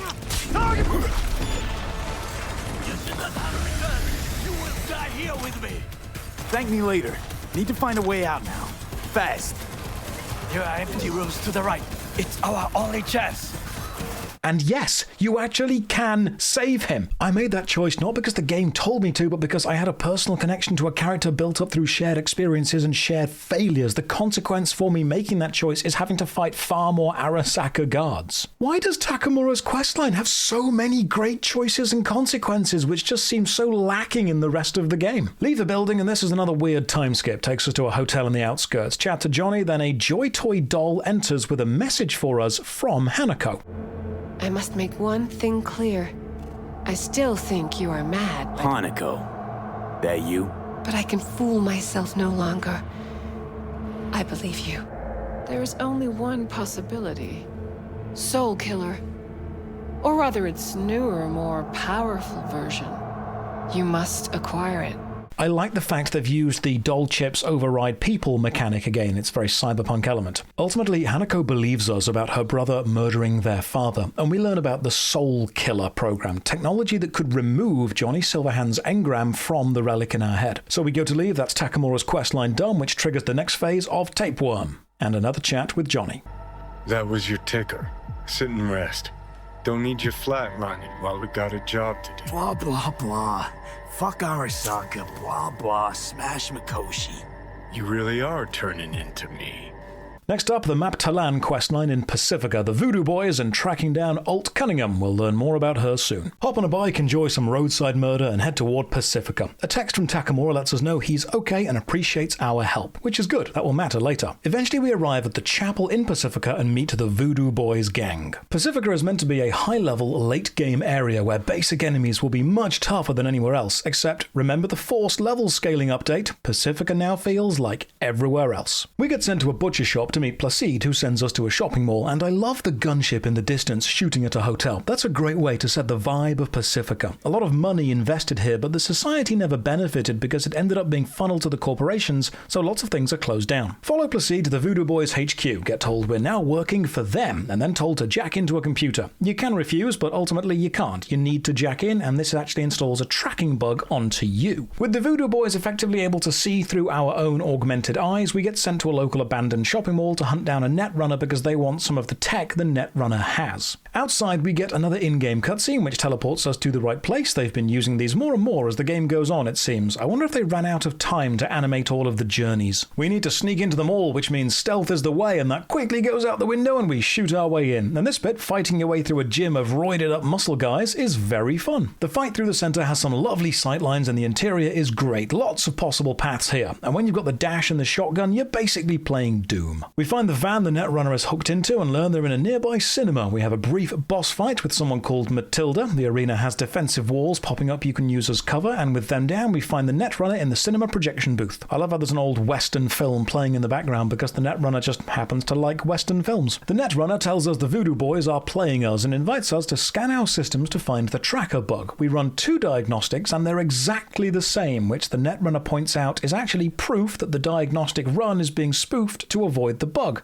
Lovely bit of tech info. The netrunner then offers to work with us, and sure, I've got no loyalty to the Voodoos, choice and consequence, why not? We return to the Voodoo Boys as we need access to a virtual system they have. We follow Bridget down to the secret base, and my god, the texture and the lighting effects on her coat are just incredibly good. Down here, we find a load of powerful netrunners hooked up to some computer stuff and learn that this machine will get us into cyberspace and let us talk to the relic chip, Johnny Silverhand's memories, and learn about Alt Cunningham. So we step into an ice bath, begin to regress in time, and then a lovely mix of red and blue pixels simulate digital memories. Back as Johnny Silverhand, we go up onto stage, reject some groupies, be a dick to our fellow bandmates, then meet Alt, and now we're subject to a rather awkward first-person, unskippable sex scene between Johnny and Alt. I have to say, this is one of the most awkward, uncomfortable gaming moments I've ever had to sit through. I'm not prudish when it comes to sexualized media, but a first-person, unskippable sex scene? That was a little bit jarring. This is the exact moment that your friend who doesn't play video games will walk in on you playing this and understand exactly what video games are. Outside, Johnny and Alt then get accosted by some thugs, and no matter how you respond, they will beat us up and kidnap Alt. Johnny gets rescued by a guy who looks like Neo from The Matrix, and then we learn that Alt Cunningham is one of the most powerful netrunners ever, and she actually wrote the Soul Ripper program and has been kidnapped, likely by Arasaka, because they want to use her abilities. So we play as Johnny for a bit, putting together a team to go and rescue Alt escort from Arasaka, fight through a club to find our old fixer friend Rogue, then Arasaka invade the club and this enemy just falls down dead with nothing happening to them. We shoot our way out of the club, get into a car, and then this high-speed chase turns into a leisurely drive through the city, chase obeying all the rules and regulations. And then we come up with a great plan to break into Arasaka Tower. Hold a rock concert in front of it to distract security while we sneak in, and by we, I mean the team of Johnny, Thompson, and Santiago. Who are Thompson and Santiago? Don't worry, they don't matter.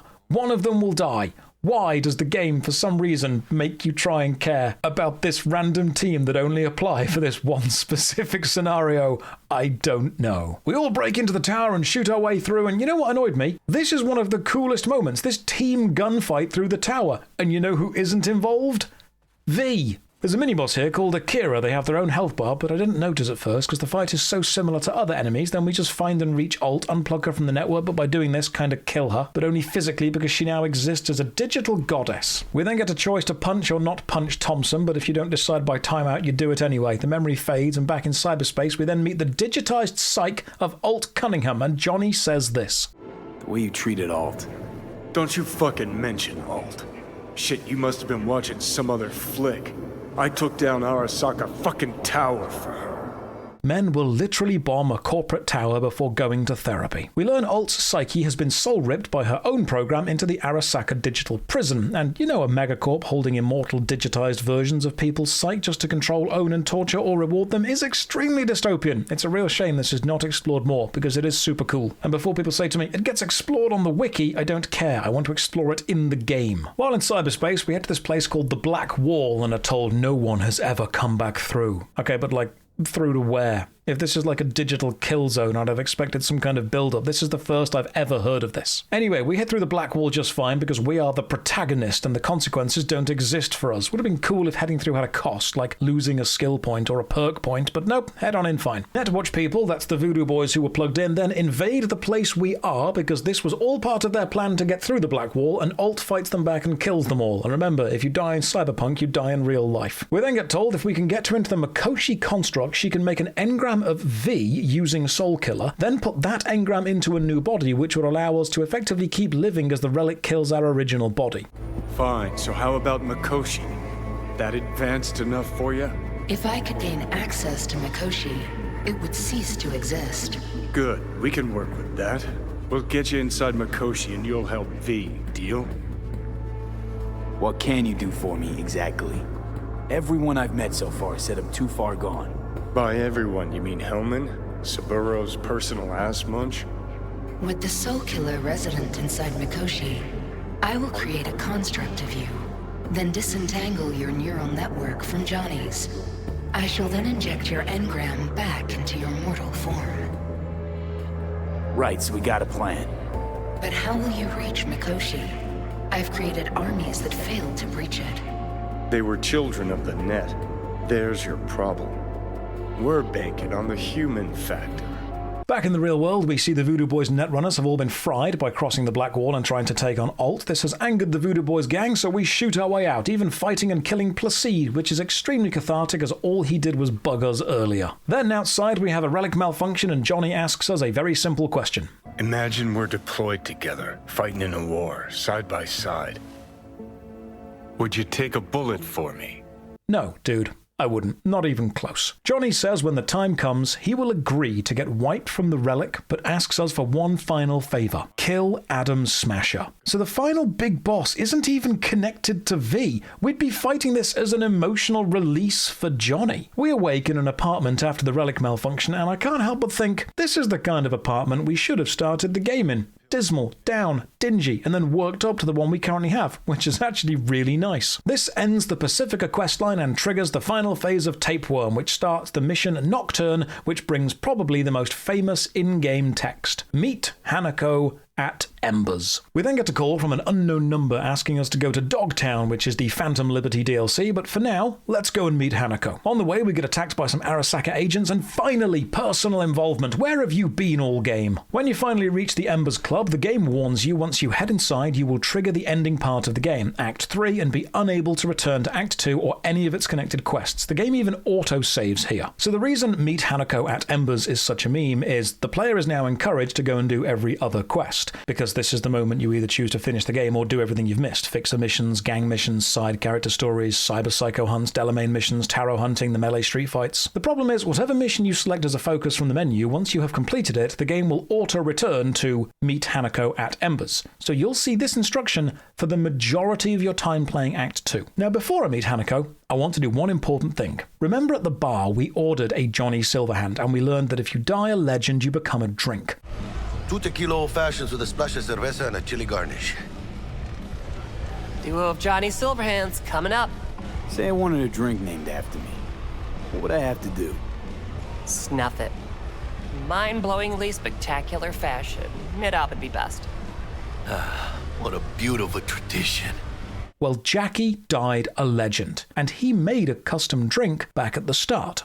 Oh, and by the way, name's Jackie Wells. You want to write down my recipe?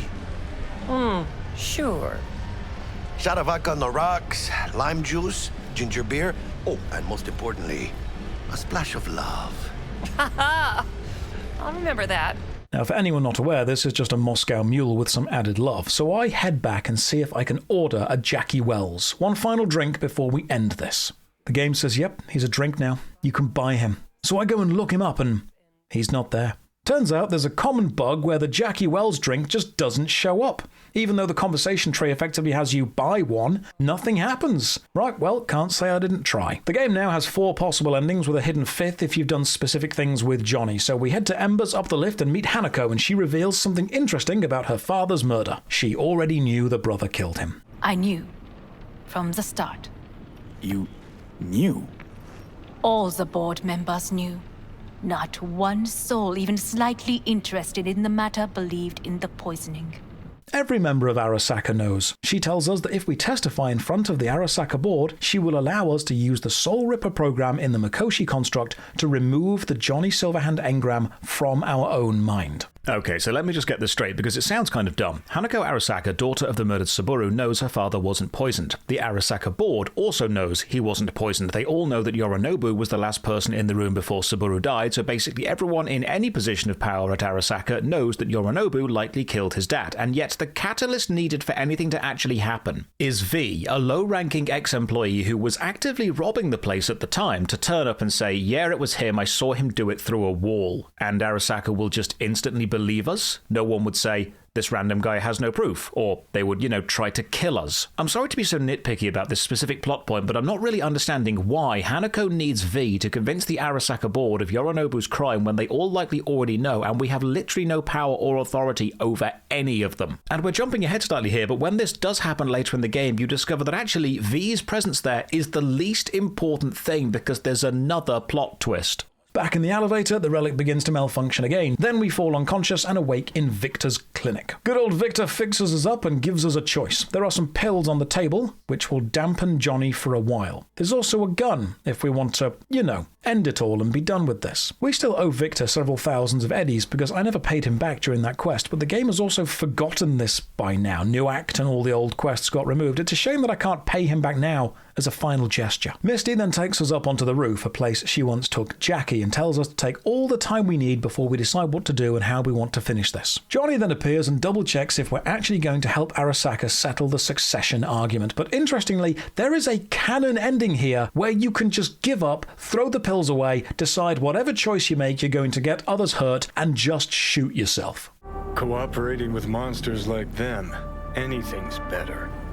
To let it all go now. Why? Cleanest, least bloody option. We try anything else, people will die. People die. It's the way of things. Am I worth their sacrifice? Are you? Been nice working with you, V. Yeah. With you too, Johnny.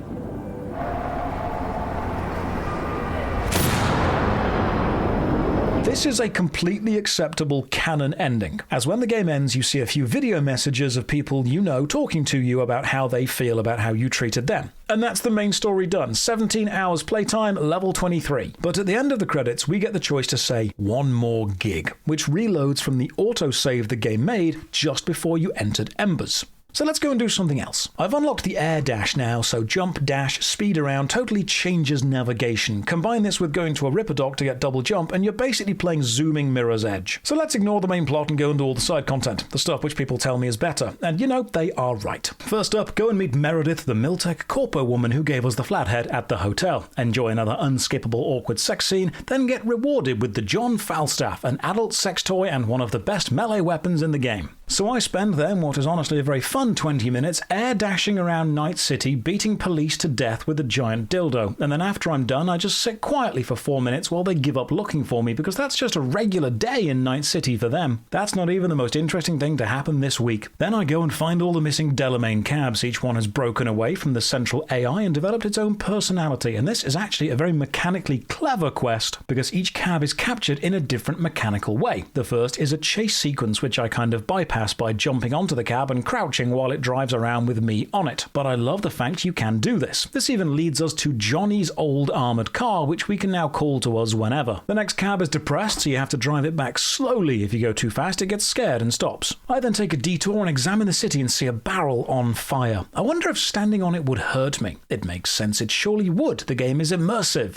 so the flaming barrel would be environmental damage. Well, it turns out, no, you can stand on this fire just fine. But as I discover later, you can stand on some fire, but not other fire. Some fire is dangerous, some isn't, and there's no real consistency because other flaming barrels, they're dangerous, just not this one. These two cars magically merge through each other while turning, and then I sit on this car as it drives around to see where it goes. The next Delamain car is then a Portal reference.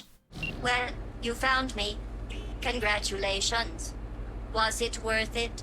The car I'm sat on has come to some lights. They have gone green and the car is not moving. I find that some ladders you can climb because, you know, they're ladders, that's how they work. But some ladders, like this one, are just scenic ladders. They're aesthetic ladders and you don't have the climbing function on these. You can reach them fine, you just can't climb them. There are several ladders in the game you can't climb, but you can still jump up onto the thing they would lead to, so I don't know why you can't just climb the ladder. This makes the world feel a bit less real. But then I get into a shootout and the barrier I'm hiding behind gets slowly shot to pieces with the impact of the bullets, and that's amazing because the scenery is reacting to the combat event and suddenly the world does feel immersive, and this just leads me to a very simple thought. Respectfully, I think Cyberpunk 2077 is quite simply too big for its own good. It's trying to do too much and being mediocre at a lot of it instead of absolutely nailing smaller, tighter game.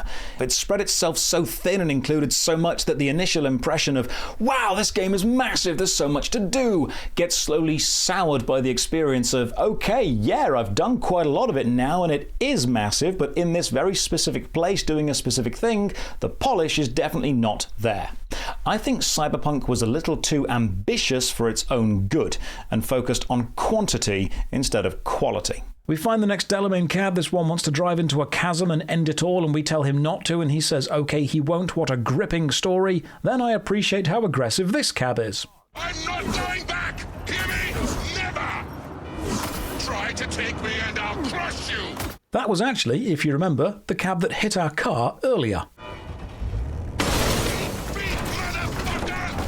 I then pass by Dogtown, and there's an in-game moment with some police versus Dogtown's security. Now, these aren't actual police, they're just scripted NPCs who look like police. So I decide to sit on their police car and just shoot at things while they drive around, which gives me a wanted level. But importantly, because the police car I'm sat on isn't coded as an actual police NPC, but just a visual police part of the cutscene, it just keeps driving its preset route with me on top, while other police try to chase me down, but can't crash into it because it is a scripted NPC. The next Delamain cab is insane and convinced the flamingos are out to get her, so we have to run down some lawn flamingos to convince her she is safe and can return home. Then we head to a massive scrap metal yard outside of town, which is gorgeous, and the final cab invites me in, saying it knows me and we should watch out for ourselves. Okay, thank you, car. I explore the outskirts of the city, the open desert, the abandoned farms, the massive agricultural industry buildings with no one around, the rivers and the streams and the recycling plants, and I think it's fair to say this. The level of detail in areas the player was never meant to go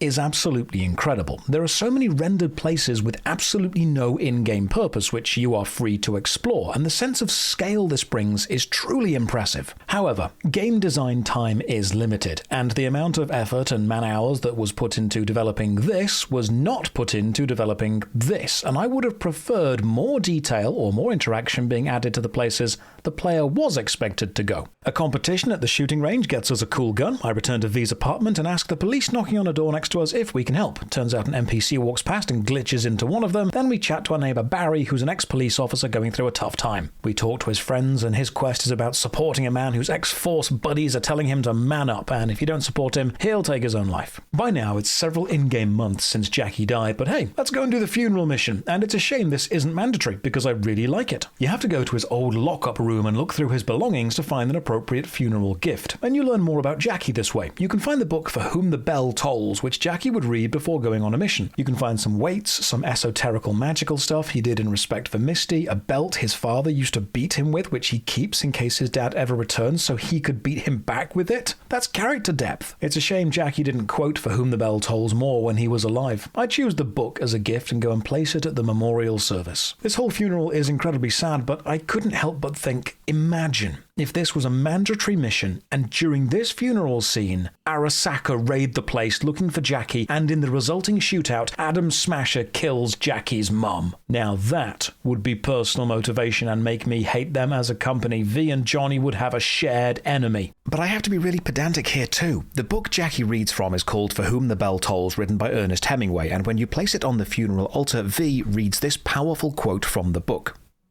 When you go to war as a boy, you have a great illusion of immortality. Other people get killed, not you. Then, when you are badly wounded the first time, you lose that illusion. Rest easy, Chum. I would like to say a toast.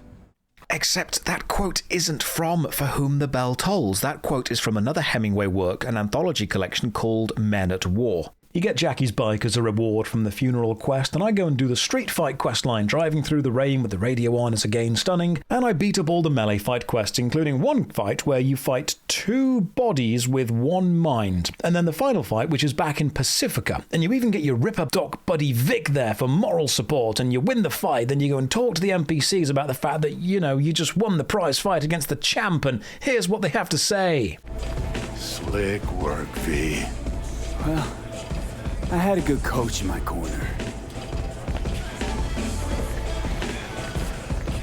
I thought they'd at least have some "well done, champ, amazing work" lines. Judy then calls and needs help. We head on over and Evelyn has taken her own life. Rip in peace, Evelyn. We have a chat on the roof about life in Night City, hunt down some more Delamain cars, return to the Delamain headquarters, make our way through a jumping and climbing puzzle to reach the central AI core. This area is pretty good fun. Then we have to decide if we want to reset the car's AI and remove their personalities, and if you do, that's the bad choice, and Johnny says this. And what if you're about to snuff out some sentient beings?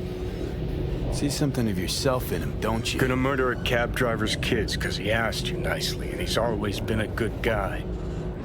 You're a real piece of shit. Johnny, you dropped a massive bomb down a lift in a corporate tower in the middle of an industrial city. You killed hundreds, possibly thousands of people. You don't get to lecture me on the sanctity of an AI life. I meet back up with Panam and follow her remaining quest line. Gang leader Sewell has been kidnapped by a rival gang, so we need to go and bust him out. To do this, we have to watch a drone camera scene where we control the camera but not the drone and must scan for things the game has already pointed out. We get into the van with Panam, drive toward the complex, a cool sandstorm in the distance, and a few graphical artifacts start to flicker within the sand. To be fair, I've not seen that many bugs. I don't think my experience was held back by bugs. I think it's been held back by some of the actual design choices. I love this bit though. We stealthily stealth into a base which goes out the window the moment I remember I've got a shotgun. Damn it, V! So much for being sly. Then we rescue Saul, we go to leave, and I think this enemy is meant to be standing ominously at the end of a corridor with a cool backlight behind them, but I have a sniper rifle, so this happens, which makes me laugh. Free Sewell, return to a safe house, fix the electricity. Panam and Sewell have an argument. We spend the night. As a reward, Panam gives us her sniper rifle. I use it to take down some cyber psychos back in the desert. Mitch holds a funeral for Scorpion, so I join in and we drive along and manage to get the car stuck on a concrete barrier in such a way that none of the wheels are turning. Fantastic. I'm stuck here until I reload. Then we get told Mitch will honor Scorpion's final wish by setting his old car on fire and sending it down a ramp into a chasm with Scorpion's body inside it. You know, for a nomadic tribe focused on practicality, destroying one of your most valuable cars doesn't seem all that smart. It's a shame his last wish wasn't destroy the rival gang. Then Mitch would have done it solo. Reach the edge of the world map and get told, nothing out here for you, turn back. So I hunt down some more cyber psychos, including this one who turns the arena electric, which is cool. There are more quest lines to finish and more endings to get. You can go and steal a Basilisk Miltech vehicle with Panam, then while you're both inside, jack into the internal PC together, which sends you both into this trippy sex scene. You can enjoy a nice campfire chill-out moment with the Eldercados, and then a cowboy says, Hey, welcome back to the land of the living.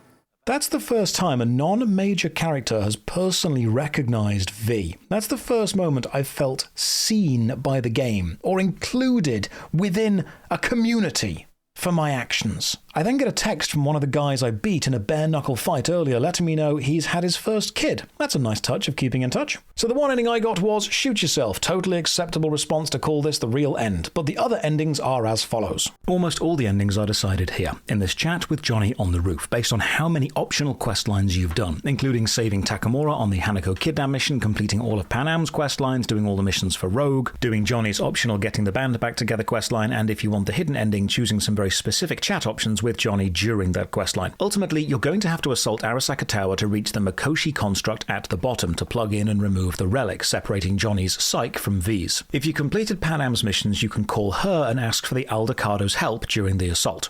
So, again, just to be clear, you've called me at high moon to ask me to help you break into Arasaka Tower, or you'll die. About the gist of it, yeah. Okay. What? Okay. Where are you? She, of course, agrees to help you. We visit the Eldercado's camp and get made an honorary member of the family. We even get given our own jacket. Isn't that the way of it? Welcome to the family.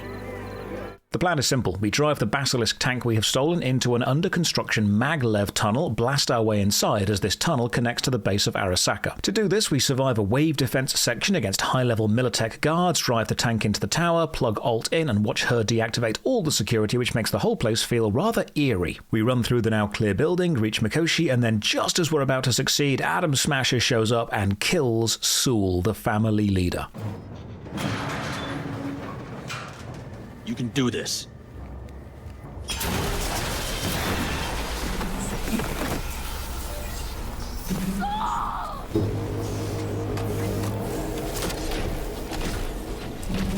Oh, the gold! This leads to an actually very fun boss fight against Adam Smasher. He's fast, tough, has some unique moves, and eventually you get to take his keycard and weapons off him. This will matter later. You then get to choose whether you kill him for Johnny or not. Reach the access point and plug into Mikoshi. Here we meet the digital construct of Alt Cunningham, but she explains that unfortunately V's physical body is too far gone and is rejecting V, and removing Johnny would effectively kill us. We'd have 6 months to live. Sorry. And then V says this line, which I believe sums up my feelings on most of the game. I can't believe it. Everything. All we did. It was pointless.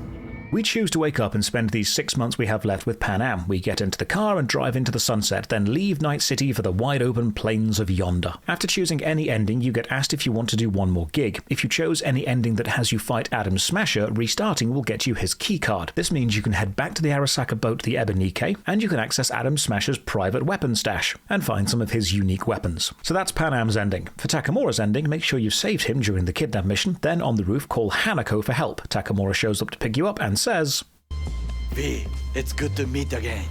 You look like shit. Don't lie, Takemura. I look fly as hell. We learn Hanako has been relocated to a secure facility, and her brother has placed guards, effectively keeping her prisoner. So we stealth into the villa to free her, which very quickly goes out the window when I remember I've got a gun. Then we get into the flying car and head to the Arasaka boardroom to testify in front of the executives. Basically that Hanako should run the company. But when we arrive, one final surprise. Turns out there's an engram of her dead dad Saburo, and he's fine.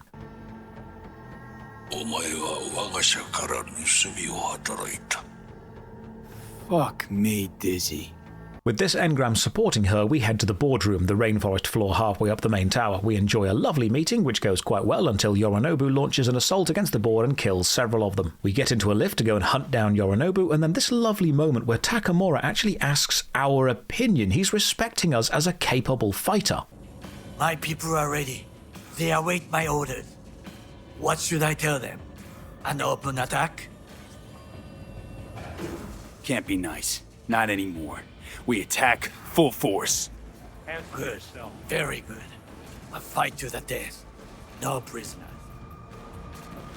Fight through Arasaka, kill Adam Smasher again, then go and confront Yorinobu, who is sat in the most dramatic way on the floor in the world's most impractical dressing gown. There's also a really annoying camera glitch here where whenever you look at the giant screen to your right, the camera resets the zoom and moves backward and forward quickly. Happens every time you glance over. With this, we jack into Mikoshi, walk up the digital pyramid, then awake on an Arasaka operating table. We see a news report saying Saburo Arasaka has been reborn in the body of his son, so Yorinobu is now just a vessel for the father's engram. And then we are made to do some tests, like solve a basic Rubik's Cube and answer some word association questions. Now this ending actually starts to feel a bit like a horror film, with us trapped in this lab, the days repeating, the tests repeating, never changing, no progress, until eventually Takemura joins us and tells us the truth. The surgery has failed. They can't remove the chip or Johnny, and we're going to die soon. But Hanako has given us permission to join the Arasaka Secure Your Soul program and voluntarily become an engram ourselves. And in the future, when they find a suitable body, they will reawaken us. You can choose to deny this and return to Earth for 6 months, or become an engram. Whatever you choose, credits roll. For Rogue's ending, make sure you've done all of Rogue's quests and gone on the date with her at the old abandoned drive-in as Johnny. Then on the roof, say Rogue and Johnny should do this assault together. This means taking the pills to fully hand control of V's body over to Johnny's psyche. Rogue agrees to this insane assault. You gear up with some anti-grav boots to survive some long falls, get some heavy weaponry, then board an assault ship to go and fly directly into Arasaka Tower. We also learn that Rogue has a son. I love you. Ready? Rogue? Who was that? My son. Wasn't expecting that. You telling me you got a, Private life. Yeah. And we'll leave it at that. Which is something we really should have been using as character development for the entire game. The plan is, Alt Cunningham will disable a security satellite which will cut communications across the city. Then we'll crash into the rainforest floor and fight our way through. We also have this guy, a pilot. He's with us, but he's also not important. Don't worry about him too much. The approach, of course, goes wrong. We crash into the tower, break out, and fight on in. This quest is called For Whom the Bell Tolls, a callback to Jackie, and then we reach Adam Smasher, and he appears and kills Rogue. The Adam Smasher fight begins again, but I couldn't help but notice the animation cutscene for Smasher's entrance, where we are trying to lift up the gate, is the same as the Panam assault ending. They've just swapped the models.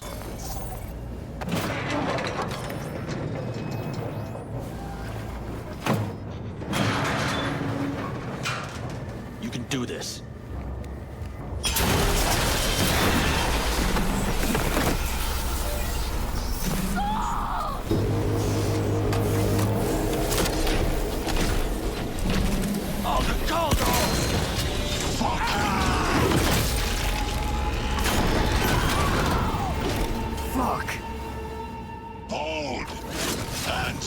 With Rogue dead, we take down Adam Smasher, then Wayland, the pilot, a guy we have never seen before and will never see again, says goodbye to us. We enter Mikoshi, chat to Alt, learn we're basically doomed either way, but now we have a choice which actually splits this ending into two. You can either have Johnny become a digitized version and let V live his final 6 months back in his body, or you can betray V and have Johnny's psyche returned to V's body, which means Johnny would likely live a long and healthy life because the chip can support his psyche but not V's. For now, let's digitize Johnny and return as V. V. You wake up in a gorgeous, expensive apartment, you gear up, jump into a flying car, and head to Afterlife. Here you meet Mr. Blue Eyes, and he explains there's a final big mission for us, and we cut to being on a spaceship. Turns out there's a massive space station casino, and we've been hired to go and rob the place during a brief window where the security system will be down. So we gear up, go to the airlock, and leap from our craft toward the casino in what I assume will be one of the coolest, most over-the-top secret missions in the game, but nope, game just ends. You don't get to do that heist. But rewind a bit, and if you do Rogue's ending and then betray V by sending Johnny back into V's body, you wake up as Johnny in a cheap apartment. Then you go and chat to Steve, a local kid who is learning guitar, and Johnny, as V, is encouraging him and supporting him. Johnny and Steve leave the building, and Steve's dad is abusive, but Johnny steps in to support Steve. Then they drive to a guitar shop together and chat about music. Johnny then buys a really expensive guitar. And okay, just stop. Why did the endings introduce really good plot threads and character arcs? Stuff we should have had at the start. Panam losing Soul in an assault and having to navigate the responsibility of stepping into a leadership role while being unsure of herself. Rogue having a son and having to balance the whole crime queen of Night City with being a mother. Johnny connecting with an abused kid and both of them healing through a shared love of expressing themselves through music. These little threads at the end have so much potential, and they're in the game for about 20 minutes. Anyway, Johnny visits the graveyard monument and leaves Rogue her gun, V the bullet pendant. Then he gets on a bus leaving Night City, but Steve the kid reminds him he forgot something. Stop the bus! Hey! Get off! Wait! The guitar! You forgot your guitar! No, I didn't. Haven't forgotten a thing. Never will. And with that, Johnny leaves into the sunset. There's also a really specific secret ending. If you've done all of Johnny's quests and given very specific responses to the chat you had with him in the scrapyard, when you're on the rooftop, don't choose an option to call anyone. Just wait for 5 minutes, and then Johnny goes to assault Arasaka on his own, meaning nobody else has to die. So they are your endings. V shoots himself, V leaves Night City with Panam and dies in 6 months, V joins the Secure Your Soul program and becomes an engram, V goes to do a deep space casino heist we don't actually get to do, or Johnny finds peace and comfort and goes to live his life. In case there was any confusion still, that Johnny is the main character. And that is Cyberpunk 2077, and now I've finished it with every ending, I can answer the simple question, was it actually any good? Good? Yeah, in some ways it is. Great in a few aspects, but groundbreakingly amazing? No, it definitely didn't live up to the hype it has built. I think it is a solid 6 out of 10 RPG game, which can be enjoyed as a 7 or 8 out of 10 action game presented in a 10 out of 10 way. Graphically, of course, it's the gold standard of sci-fi cities, but I think people again confuse mechanical immersion for graphically stunning. I enjoy being in Night City, but I never felt I was part of Night City. I felt like a tourist seeing the surface, not a lifelong resident feeling the soul and affecting the future. The narrative dissonance between the main plot of you're dying, go quickly, and the mechanical fun of do the side content, there's no time limit, was so jarring I never quite got over it, and I never felt V was either a player insert or their own character, sitting awkwardly between both. The supporting cast, Jackie, Misty, Victor, were fine, but never involved enough to build up a solid connection with, and I didn't care for Johnny Silverhand much at all because he never really felt to be a real person, more this cooler than cool, super awesome, badass dude who hates things, and that made him cool. I found Takemura's story the most emotionally intriguing and wish I could have worked with him more. Arasaka as a bad entity is too aloof and more conceptual than personal, and I never felt invested in their fate one way or another. Ultimately, I found Cyberpunk 2077 a visual treat and a fun surface-level game once it got into it. It was fun to exist within and jump around and shoot and kill and drive, but I struggled to immerse myself within it mechanically because the immersive RPG choices and consequences weren't really there for me. I think if I was expecting a pure action game, I'd have enjoyed it more. So to end the review, I will award Cyberpunk 2077... everything. All we did. It was pointless. Out of 10. Cheers for watching. Another massive thank you to all the supporters on Patreon and Twitch who keep this channel alive. You can support from only £1 a month, and thanks again to Good Old Games for sending me the game. Check the video description for links to the Patreon, Twitch, Twitter, Instagram, Discord, and Good Old Games. And as always, remember... get a good look at the city. One last time. If you need to, I mean. I'll wait in the car. Well, Night City. Good night and good luck.